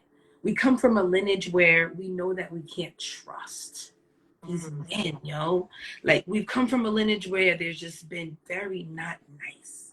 They've given us spiritual transmitted to sexual transmitted to love triangle, molestation, raping, all types of shit in our lineage. So whenever I speak to a platonic woman, I'm like, as much as you want him, know as much as you don't like him. Because when you have Lilith, you want to get your revenge back. So you date him to get your revenge back. Like and Scorpio women, Taurus women know what I mean when it means when you got a man by his knees and you know how to keep yourself to yourself. And because it's an energy that just, especially when you have Lilith, Scorpio, Taurus, because I feel like they're really moon energy, Cancer energy, there's a basis of knowing that just because family, children, and love doesn't always coincide. No. Sometimes you might have kids and we're not in love. Sometimes you might be in love and we don't need kids. Like it's just the basis of that energy there. And I know Taurus, Scorpio, Lilith and Cancer women understand what I mean when it comes to that moon energy, because moon is exalted in Taurus, full in Scorpio. So the energy with those three energies know what I mean with this space. So Lilith lets you know that. Like sometimes you can just be with somebody because you need that right now. Like but you got to guard yourself. Yes. Pluto, Lilith is a lot of pain that comes from men. A lot of pain that comes from the reproductive, the sacral. Just only. And I think earlier as well, we talked about even Scorpio just being that woman that's like, I'll spend his and have mine. I'll have yours and have mine. And I think a part of that is what you're saying. It's like always making sure you're good. So no matter what, whether you're with that person or not, you're good. You have your money. You have your independence. You have, like, you don't feel like you're dependent on anyone. And I feel like for those placements especially, that would be super important. Just from like hearing what you guys say, it would be very important to have your own, because then you may fall prey to the things that happened in your lineage before you. I find that with Scorpio and Aries, they struggle with feeling safe in their partners. With Libra and Taurus, they learn to realize why they should have never felt so safe with their partner. Because that Aries and Scorpio is always fighting me versus you. And that Taurus and Taurus in Libra is like, since you came to me, that means that you came to stabilize this, right? But they still both learn similar lessons when it comes to, I should have had my own thing going on. Taurus, Libra, Scorpio, Aries. These energies really, wherever it sits in your chart, really struggle with sharing, trusting in that capacity. They're the relationship signs. Yeah. Absolutely. So what is the dark feminine energy for both of you, and how do you use it to your advantage?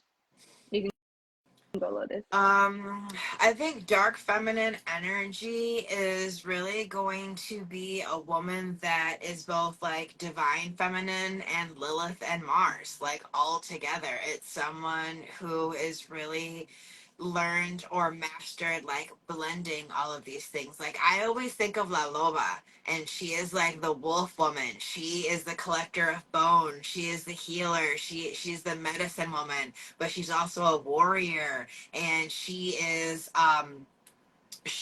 just has like such a big role in her community, you know, like a lot of times they help people come into this world and leave this world.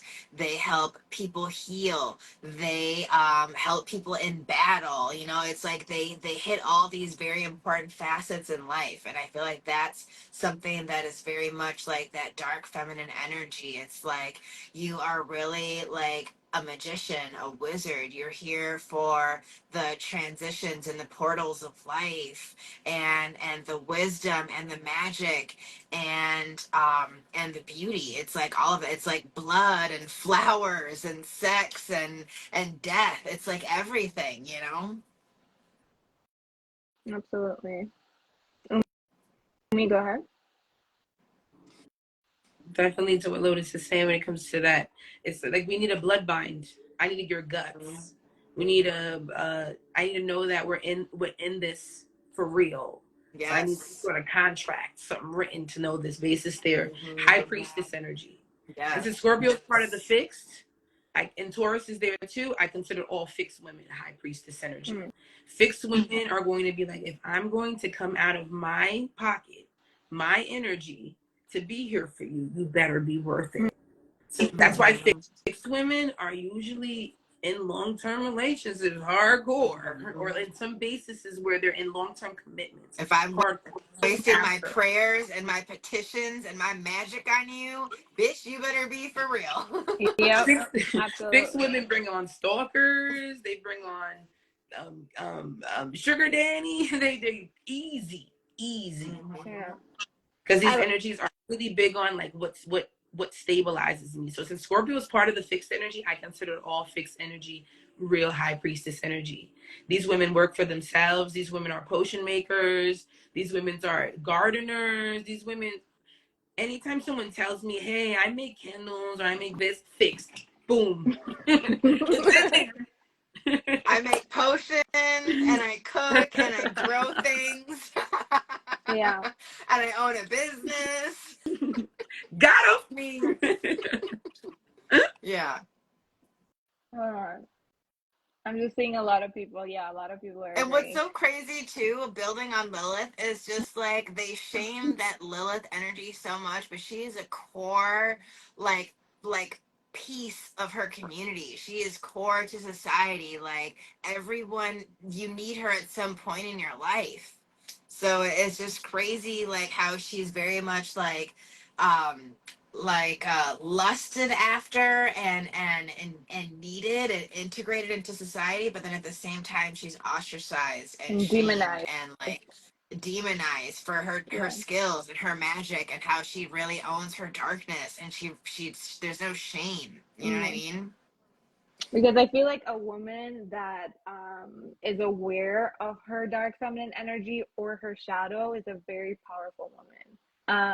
And that's a woman that's a little bit harder to control, harder to subdue, right? Because how I see dark feminine energy, even if we don't call it dark feminine energy or just dark energy, it's the birthplace of everything. It's where we're all created. Like we say, like they say, even babies grow in the dark, right?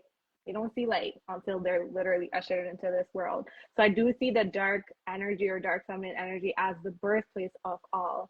And women who truly start to embody that and understand that, you know, there's duality and they don't have to fit in one or the other. It's not I have to be a good girl or a bad bitch, or I have to be like this goody two shoes daughter and like I demonize the other women and call them slut. That is the divide and conquer technique that has been used against women since the beginning of time, where men pit women against each other, instead of women being able to be fully and whole and embody duality, because we are naturally dual, right? And when we understand that we can be these shapeshifters and we can actually just be whoever the fuck we want to be when we tap into that dark energy, then it's very hard to control us. I think of people like you said, like Aquarius women, like what's her name, like Megan the Stallion. I even think of like someone on Instagram, like the Trap Witch, right? Just her. I think she may be Aquarius. She's an Aquarius sun, yeah. Exactly. Like, just you can't fucking control me. Like, I know who I am. I know my power. I can be this today. I can be that tomorrow. And that's part of being a whole fucking woman. And I feel like Yes. women who are too big on portraying this very like either they're all the way to the left or all the way to the right, I just feel like they're not embodying their full femininity and allowing themselves to flow and play and create and just be whatever the fuck they want to be, which is truly what I see as real feminine energy. Like men are straight, you know, their dick is like this. They just have to be like direct, and but we get to be whatever. We get to flow. We get to create, and I feel like it sucks that a lot of women don't really play with that. Mm-hmm. And Oh, that's someone why said that I'm energy every is woman. connected so much to shame. Because if you keep her shame of it, she's never going to fully own it or tap in or like grow those skills, you know? Mm-hmm. Absolutely. Someone says I'm every woman. It's all in me, and that's exactly what I'm talking about. In like I like Vedic astrology too, and I'm like a big like I like everything esoteric and occult, right? So even in certain practices, they'll say that women naturally take on the fantasies of the person they're having sex with, right? So if you have sex with like your partner over time, you'll naturally start to embody their fantasies, even if they don't tell you. You could like just not, because we are projectable. Like like water, like a mirror. You can project on us. So I've seen a lot of like, cause I like tantra and I like those type of things. I like to study them. I didn't say I do them. I like to study them, you know, stimulate myself mentally. And they talk about that, like women just being able to naturally embody which like the fantasies of a man and like I said, shape shift. So that's why sometimes you could be with one man and be like this version of yourself, but then be with the other man and just be like this whole other version of yourself. And you're like, what's up? And it's like, it's all different facets of you. So I feel like it's very interesting. And I feel like feminine energy and women in general, like we have yet to even understand the extent of this energy and like who we are as women because we've been so male focused and male centered. So totally normal. Yeah. But I'm gonna let y'all talk a little bit. I'm just so passionate when it comes to like understanding feminine energy because it's like you can't find studies on it. It's so hard. Everything is so male centered. So yeah. Yeah. Okay. And that's what God gives us. Like the world gives us Aries, Mars women. Mars women seem to jump on in it. They, even if they don't know what they're doing or what's going on, they just jump in and take on that role. When I think of Whitney Houston, I'm Every Woman, Aries moon. Janet Jackson, Aries. Cardi, Aries. Pamela Anderson, Aries moon. Rihanna, Aries. Mars women seem to just jump into this and Yep. just take it by. Even Tamron Hall, the woman I posted today, Aries moon. These women seem to just jump on it and fight through. But the funny thing is, men love fire women. They do. So men helping them too. Like men are like, hey, okay, little girl, okay, woman, okay, I guess you want to do this. I got you. So just like with this the title, men love bitches. Men love fire. Men love themselves. Men are to be able to love themselves. Yeah. So when men see fire women, they are turned. That fire women make you chase them. Fire women make you put you in spaces where it's like, I already know how you think. Fire women are usually can many times be the only girl in their family. That kind of basis. So they know how men think. And So they're not fire afraid to women. go toe to toe with a man too and challenge him. And I think men like that. Like Coyle Ray, she's Aries. She says like girls be players too. Girls are players too. Like they know, like fire women know how men operate. So it's like you can't use this game on me. I know how you operate. I riz people up too. Like absolutely. Continue, Umi. So that basis there with fire and air, fire placements.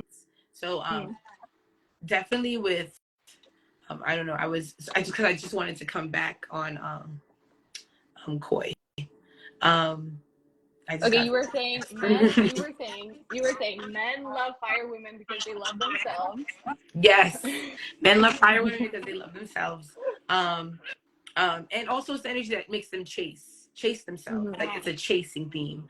Fire women are also not always connected to, like I was saying before, that those gender roles, especially Aries women. Aries women are going to test it. They're going to be like, hey, whatever you can do, I can do. Mars, whatever you can do, I can do. First house women, they like being in the driver's seat. So these spaces can be intimidating, but also can be very attractive. Because men, especially men now, they don't want you to need them. Don't need me. Men are like, let me go hang out with my friends. Let me go do my thing. Mars women, fire women, they're like, go ahead, because I already had my plans to go out with my friends. So go ahead. So these energies can be very attractive, but also fire and air, fire women can also feel like maybe it's also lonely too in certain spaces as well. Since they can't find that oomph, that water and earth women can fall into naturally, you know? I think also with Aries women, they could have Venus and Pisces, and I think that Sun in Aries and that Venus is in Pisces is just like it's like she's a mermaid, but she's like challenging, and I think that's what really gets them, what really attracts men to that Aries woman archetype is because she's got that exalted Venus, but then like she is challenging you just like a fellow man or something like Mm-hmm. this, you know? Yeah, facts. And you're right. Both of you just make that point. It's just, I feel like you said, it's the challenge because men really resonate with that. Where masculine energy is that it challenges you always, always challenge, challenge, challenge, so that they can become bigger, better, stronger, faster, whatever, right? So when you have a woman that is challenging you, and she like not even like I said, I don't want anyone to automatically think aggressive or whatever, but a woman who's like keeping you on your toes, like, so what about this, remember, what about that idea that you had, is it gonna happen, where are we sitting with that, and that it's like always pushing you to be better, always, that could be that, like, I could see how that could be very attractive, for a guy, absolutely, absolutely, very entrepreneurial, energy as well, so absolutely. Like, let's get the bag together type of energy. I like, absolutely, I think of Rihanna all the time when I think about um Fire Woman and Mars And also, Woman. I just think of a woman who's just not afraid to speak up. Like it makes me think of something I've seen where they're interviewing a guy and they're like, well, why do you like, loud, dominant women? And he's like, well, someone's got to tell the waiter that they got my order wrong. Someone's got to tell the order that I ordered French fries and not no damn mashed potatoes, and it's not going to be me. And it's like some men Absolutely. kind of like want that type of energy. Yeah. Facts. And men are naturally competitive. That's their thing. Like that's their like playground in certain ways. Like, hey, look at my car. Hey, look at my new girl. So Mars, fire women, they're into that. And Martian women and Aries, even Scorpio women, they like to put men in situations where it's like, may the best man win. So, and men like that. They do. Men, as much as men say they hate the hoe, they always want to go towards one girl. That's why there's always one female rapper that could be in the game. Because Mm. men won't allow more than one woman. They want to center. They like what other men like for some apparent reason. They like this same. They're men of men. I guess that's the basis, right? So Martian, Aries, Scorpio women love to do that to men. They love to be like, hey, there's other niggas out there that want me, right? There's other men out there that want me, right? Watch yourself. Men And also, love those that. Mars women are not going to put themselves in a position Watch. where he is completely in control of her life. She's going to still be making her own money and maybe even have her own place or own properties or something. So it's just like, well, okay, you don't feed me, so I'm just going to leave. Like, Exactly. I got my own shit over here. Facts. I And think men like like that. in A the lot of last Mars life. women are married too. A lot of Hmm. Aries women are they put up this basis there way more than Scorpio sometimes. Scorpio and Aries women are very submissive behind closed doors. Um, if they find that man that can make them brr, brr, brr in that way, they'll do Yeah. it. Like for Yeah. me, he's got to like out Mars me. This is something I've said to like some of my friends. Like he's got to be able to out Mars me in order for me to be like, okay, like I can just like I don't need my brain tonight. Like I'm with my man. I don't need my brain. Hmm. Like I'm the passenger princess. Like all I gotta do is look pretty and you can pick me up. All right, okay, cool. But like you have to out Hmm. Mars me. If I feel like I can't let go of control and know that you got this, no matter what type of variable is gonna pop up or show up, then otherwise it's just not gonna work. Hmm. And I think, Lotus, like that goes back to your point earlier when we were talking about, can an alpha woman, like, does she absolutely need to be with an alpha, or can she be with another type of man? It talks so perfectly to your point, because you're like, she needs an alpha, because if she, like, some women think, okay, that they want to really, really control their man and like dictate everything, but that becomes so like frustrating and tiring when you're with someone who does not like pick up their own weight. As a woman, it's like, yo, get it together. Like, why am I always the one leading, directing this, that, and the Making other? So every I decision. making every decision, right? So I'm just saying, like, at the end of the day, as much as we want that control or whatever, there's just nothing as someone who out alphas you and just makes you feel like, yo, I don't gotta do anything. Like you got it. It's like there's nothing that compares that to that feeling. So I just feel like if you're a man and you want an alpha female, like play your position. Know what you. Yes. For real. Yes. Yeah. Because if you're coming in here saying like, I love how you know exactly what you want, and then you never know what you want, like we don't need that. We don't need that. And it's just like, or when they start to sort of default into their beta, and it's just like you're intimidating or this or that. It's just like, well, you know what I was when you met me, you know, like it makes me think of a Megan lyric. It's like, if you want to pimp them, what you fucking with me for? Like the hell? Get Exactly. your shit together. Yeah, play your part. Play your part. Um, I thought someone said earlier, I just wanted to go back on the dark feminine, light feminine. Is that something that we could see in our chart, or do you guys just believe like spiritually as women we just get to choose, or we get to, or do we kind of see like, let's say women with more Mars energy or more Scorpio or more Pluto energy, do they tend to fall more in the dark feminine trope versus like, I don't know, other women?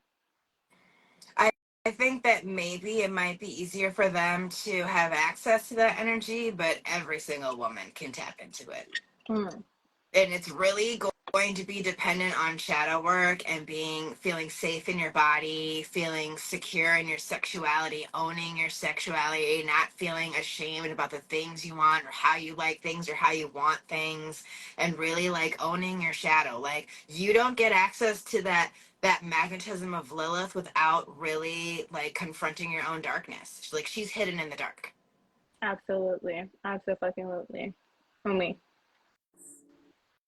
Everyone can tap into that space. You need to, Mm-hmm. or you run over within your femininity, and you don't want to do that. You don't want to come into that theme, especially since this energy is can procreate. So you don't want to even do that to your own like legacy in that way. Just there's going to be certain placements, like Lotus saying, you're more attached to it. Mm-hmm. Air and fire, direct. Water and earth, they might be more of a space depending on what earth though, because Mars and Capricorn, like Capricorn energy can bring in that basis. But these water, the central water, yeah, you might be not as, it may not be that, might as a push for you to always be that kind of control. You may feel like you're too sensitive for it. You may be looking for something that's more safe. Or even if it wants to shift finding power, maybe you work better from home. Maybe you like being in spaces where you are not really too big on overstimulation. So you'll find more of your feminine power working from home, building a more homely, family-oriented spaces, more vulnerable spaces for others. That's your power. Because there's some women where, okay, he's the man out there, but when he comes through this door, this is my house. He doesn't tolerate anything. He doesn't demand nothing here. This is my home. And water women can find more power in that, where they dictate a lot of where the family goes, where the family dynamic builds the home in that space. So that's their power. I love that.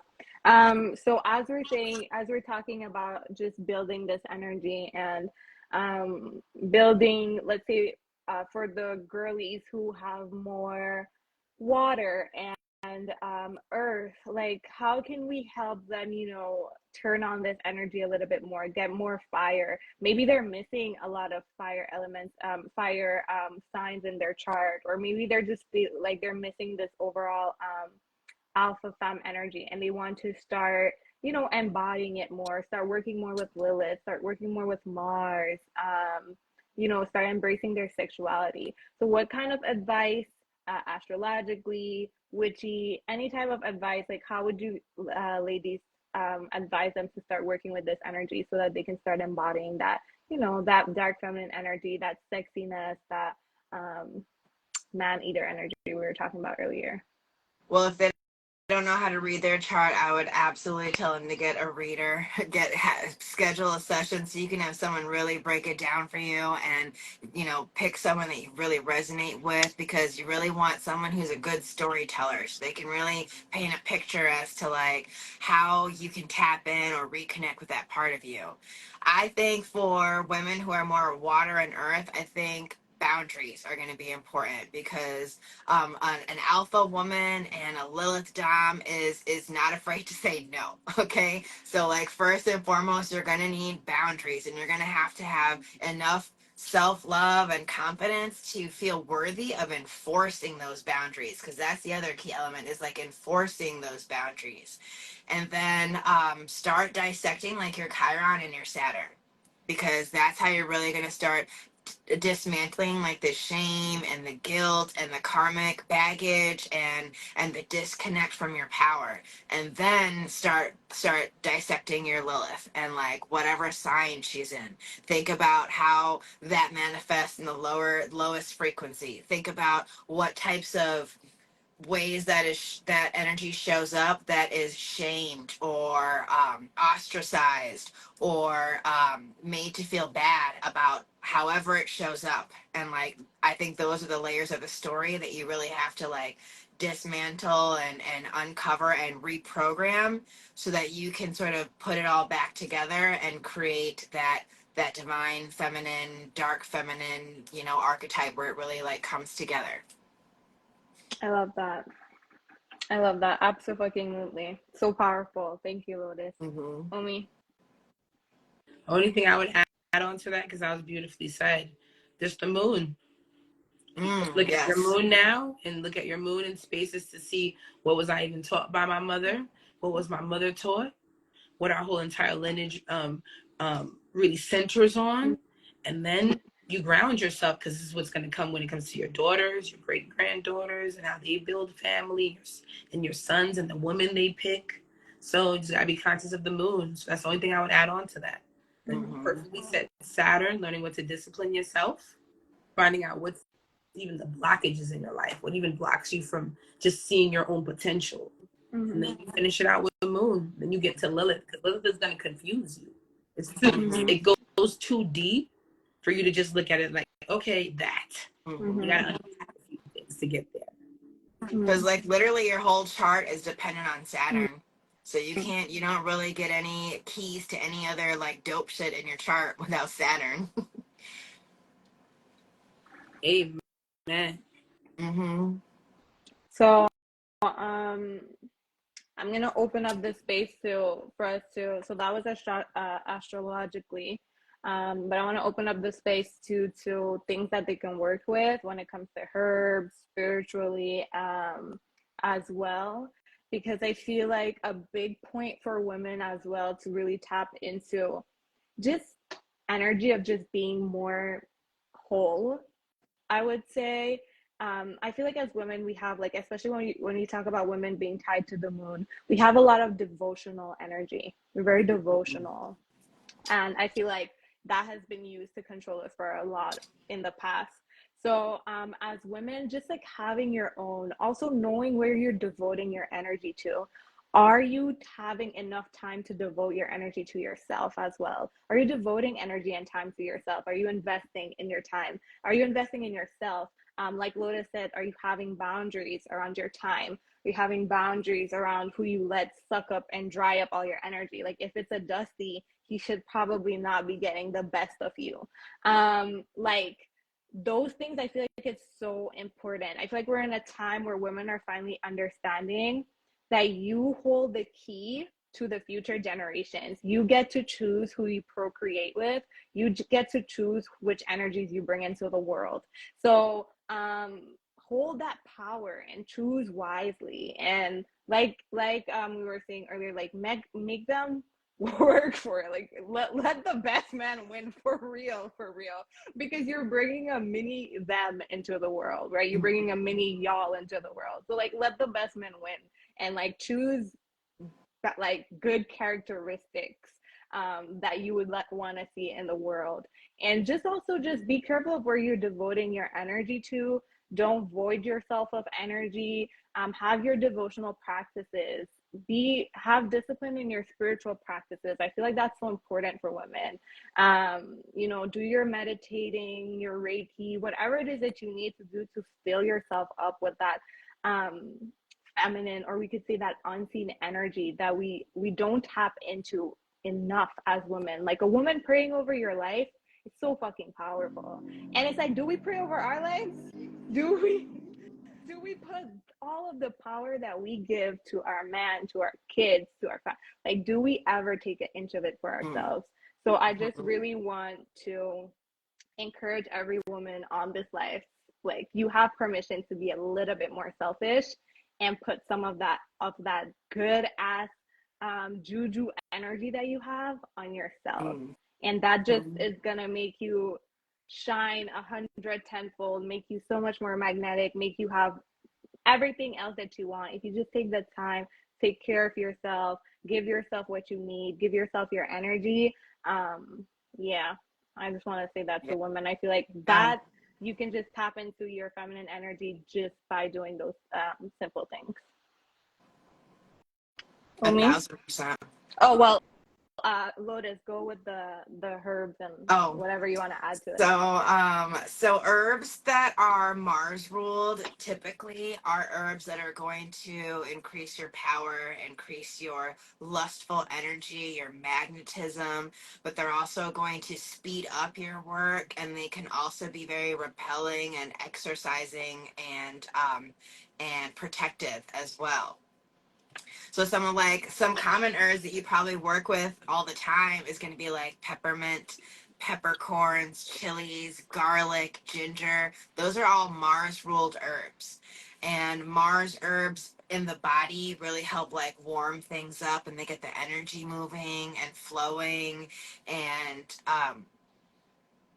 it just depends like what your goal is. You know, for me, I'm going to work with Mars ruled herbs when I want to reverse some shit, when I want to speed up my work, when I want to banish something, and also you know, just increasing your own magnetism and sex appeal too. You can tap in with those Mars ruled herbs. Yeah, they work in that type of way. Like Damiana is a really powerful herb, and that one's really great for like love and lust and increasing like your own, like increasing people lusting after you. That's how it works, right? And then what else we got here? You know, like some of the Mars ruled herbs also help increase fertility. You know, Mars and the moon is very fertile energy. So Mars ruled herbs like hawthorn can also help increase fertility and that kind of a thing. Mars herbs are also about like power and success. So you can also tap into those energies for prosperity workings, to try and get a promotion, to have authority over somebody, things like this. Mars ruled herbs are also used when you want to go to war. You know, like you put them together and you put all the nasty, pungent, stingy, spicy herbs together and you curse your fucking enemy with that shit. Like pepper spray. Yes. War water, that kind of a thing. Also blood. Blood is Mars ruled, and you know, blood is extremely powerful to work with. It's very binding, and it's also connected with iron, which is it sort of gives it this alchemical, magical property to it as well. And that's something that makes women especially powerful, especially when we're on our moon cycle, because we are literally creating blood. We are tapping in with that iron power, with that core element of the earth. Blood can also be cleansing as well. Yeah, Yes. absolutely. Mm-hmm. Thank you always, Lotus, for just coming through with the Bruja tips. Like, we appreciate it. I'm Yes. always like, I have my note, but I was taking notes. Yeah, Thank you so fucking one more much. tip on the blood, you know, like period sex is a blood ritual. So that's why you really want to be very discerning about who you share yourself with during that time, because I don't know if you've ever noticed that after you've had sex with a man while you've been on your moon cycle, suddenly he's just like way more obsessed with you, way more like following you around, trying to like just keep tabs on you type of shit. And you know, that it's sex magic and blood magic all in one, and that is a very potent combination. So it's very important to use that power wisely and not be, you know, binding yourself to a dusty, like Cherie said, you know. I love that. Thank you so much, Lotus. Mhm. Umi, what advice you giving the girlies? I wanted to add on to just the spices. I also want to connect it to like where you eat spicy foods, right? So if we go to a place, if we go to like a culture or we go to like a country or area that eats spicy food, they usually are very like connected to their sacral chakra dancing.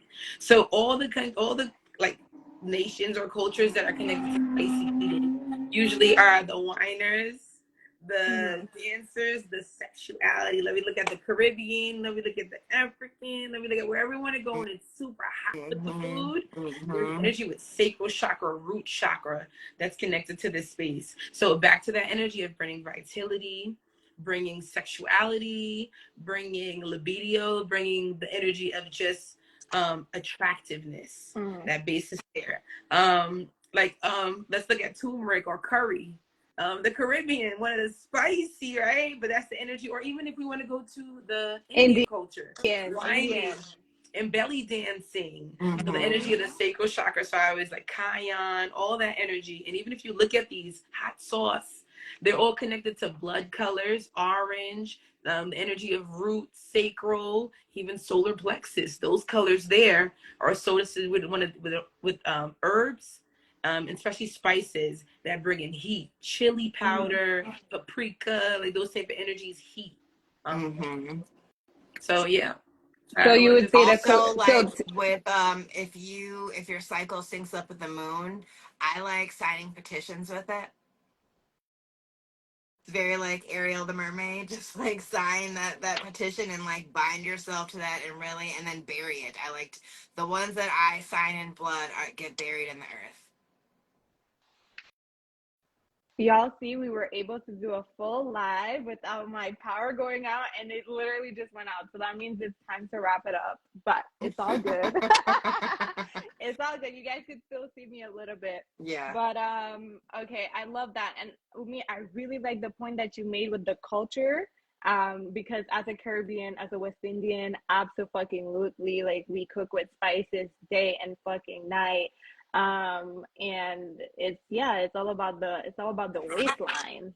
You It's all go about down the waist. south, like to Yeah. Louisiana too, with the spices, the Cajun. They down there Mm-hmm. dancing and using their sacral chakra, root Yeah. chakra to the highest capacity. And Yeah. then taking it back to India, it's a very like performative, show offy kind of like energy as well. You know, it makes me think like Bollywood. Mm-hmm. Mm-hmm. And we usually like even some of the goddesses, they're like Indian goddesses, and like we usually see like the Indian women like yeah portrayed as these goddesses, and when they belly dancing like peak feminine energy, like divine feminine energy. So I think of that as well. Someone asked, what about around like ovulation? I think that's a good point. Actually, you know what?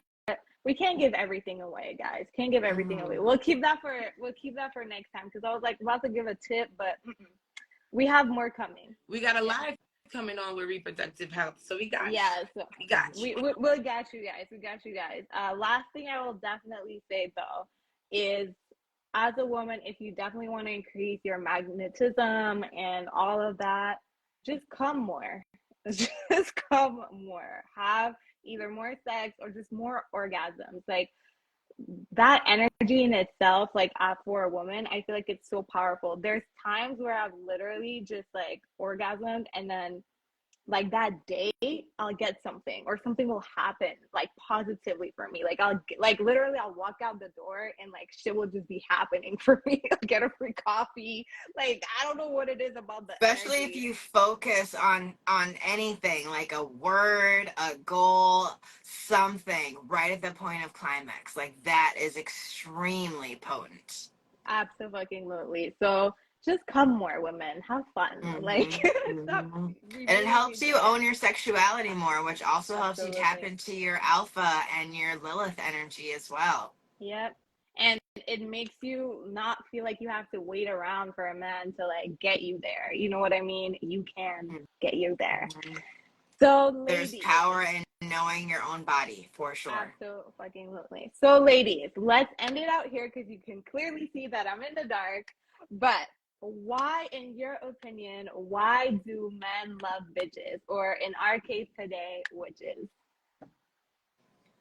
Um, Go Lotus. I think it's because she really embodies all the taboo things that people say you shouldn't like, but everyone wants what they can't have or what they shouldn't have or what is like, um, not what everyone else is doing kind of energy. And I think that there's a lot to be said on that, meeting him on his own turf of power and sexuality and control and and all of that type of energy. I think it really it's like thinking of Libra for relationships and having it be a mirror. They like that mirror, but just like in a woman's body. Absolutely. Umi? Men love themselves, and when a man can see a mirror in himself and an energy that can help him feel, help him build more of this energy of himself, he falls in love with that dynamic. And women are women who have Martian or fire air energy, their basis is that can show a lot of mirroring men. Mirroring them, they fire and air women can love doing that to men, where it's like, you know what, I'm going to be your lesson. I'm going to show you exactly, whereas maybe more water earth dynamics can be more struggle with that basis there.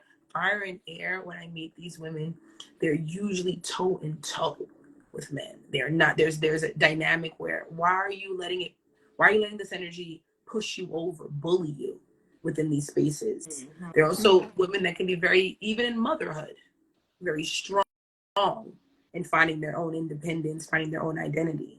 And personally for me, men have been allowed to be selfish. And I'll find that a lot of times it's women who sometimes want to bring on family and all these extra. Sometimes men will just want to keep it just you and them. And it's more of this other energy that comes about it within this space. So fire and air and bitches, right? Witches centered themselves. Many times witches were known to not even have children. They ate kids. That kind of basis there.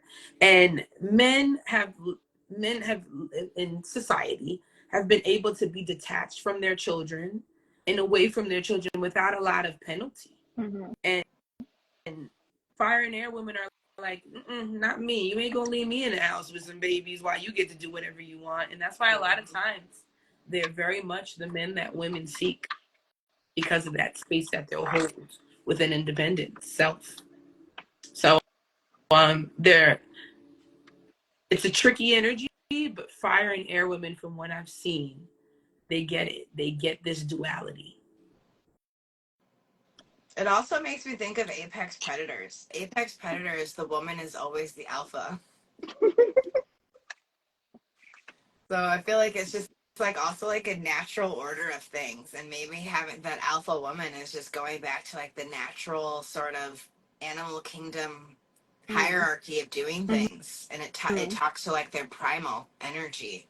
I see that a lot too. Like when we have movies about like apocalypse and everything like that, the society where like there's like one woman in control, where it's like the woman that's the boss, their like little like village or whatever is doing totally okay.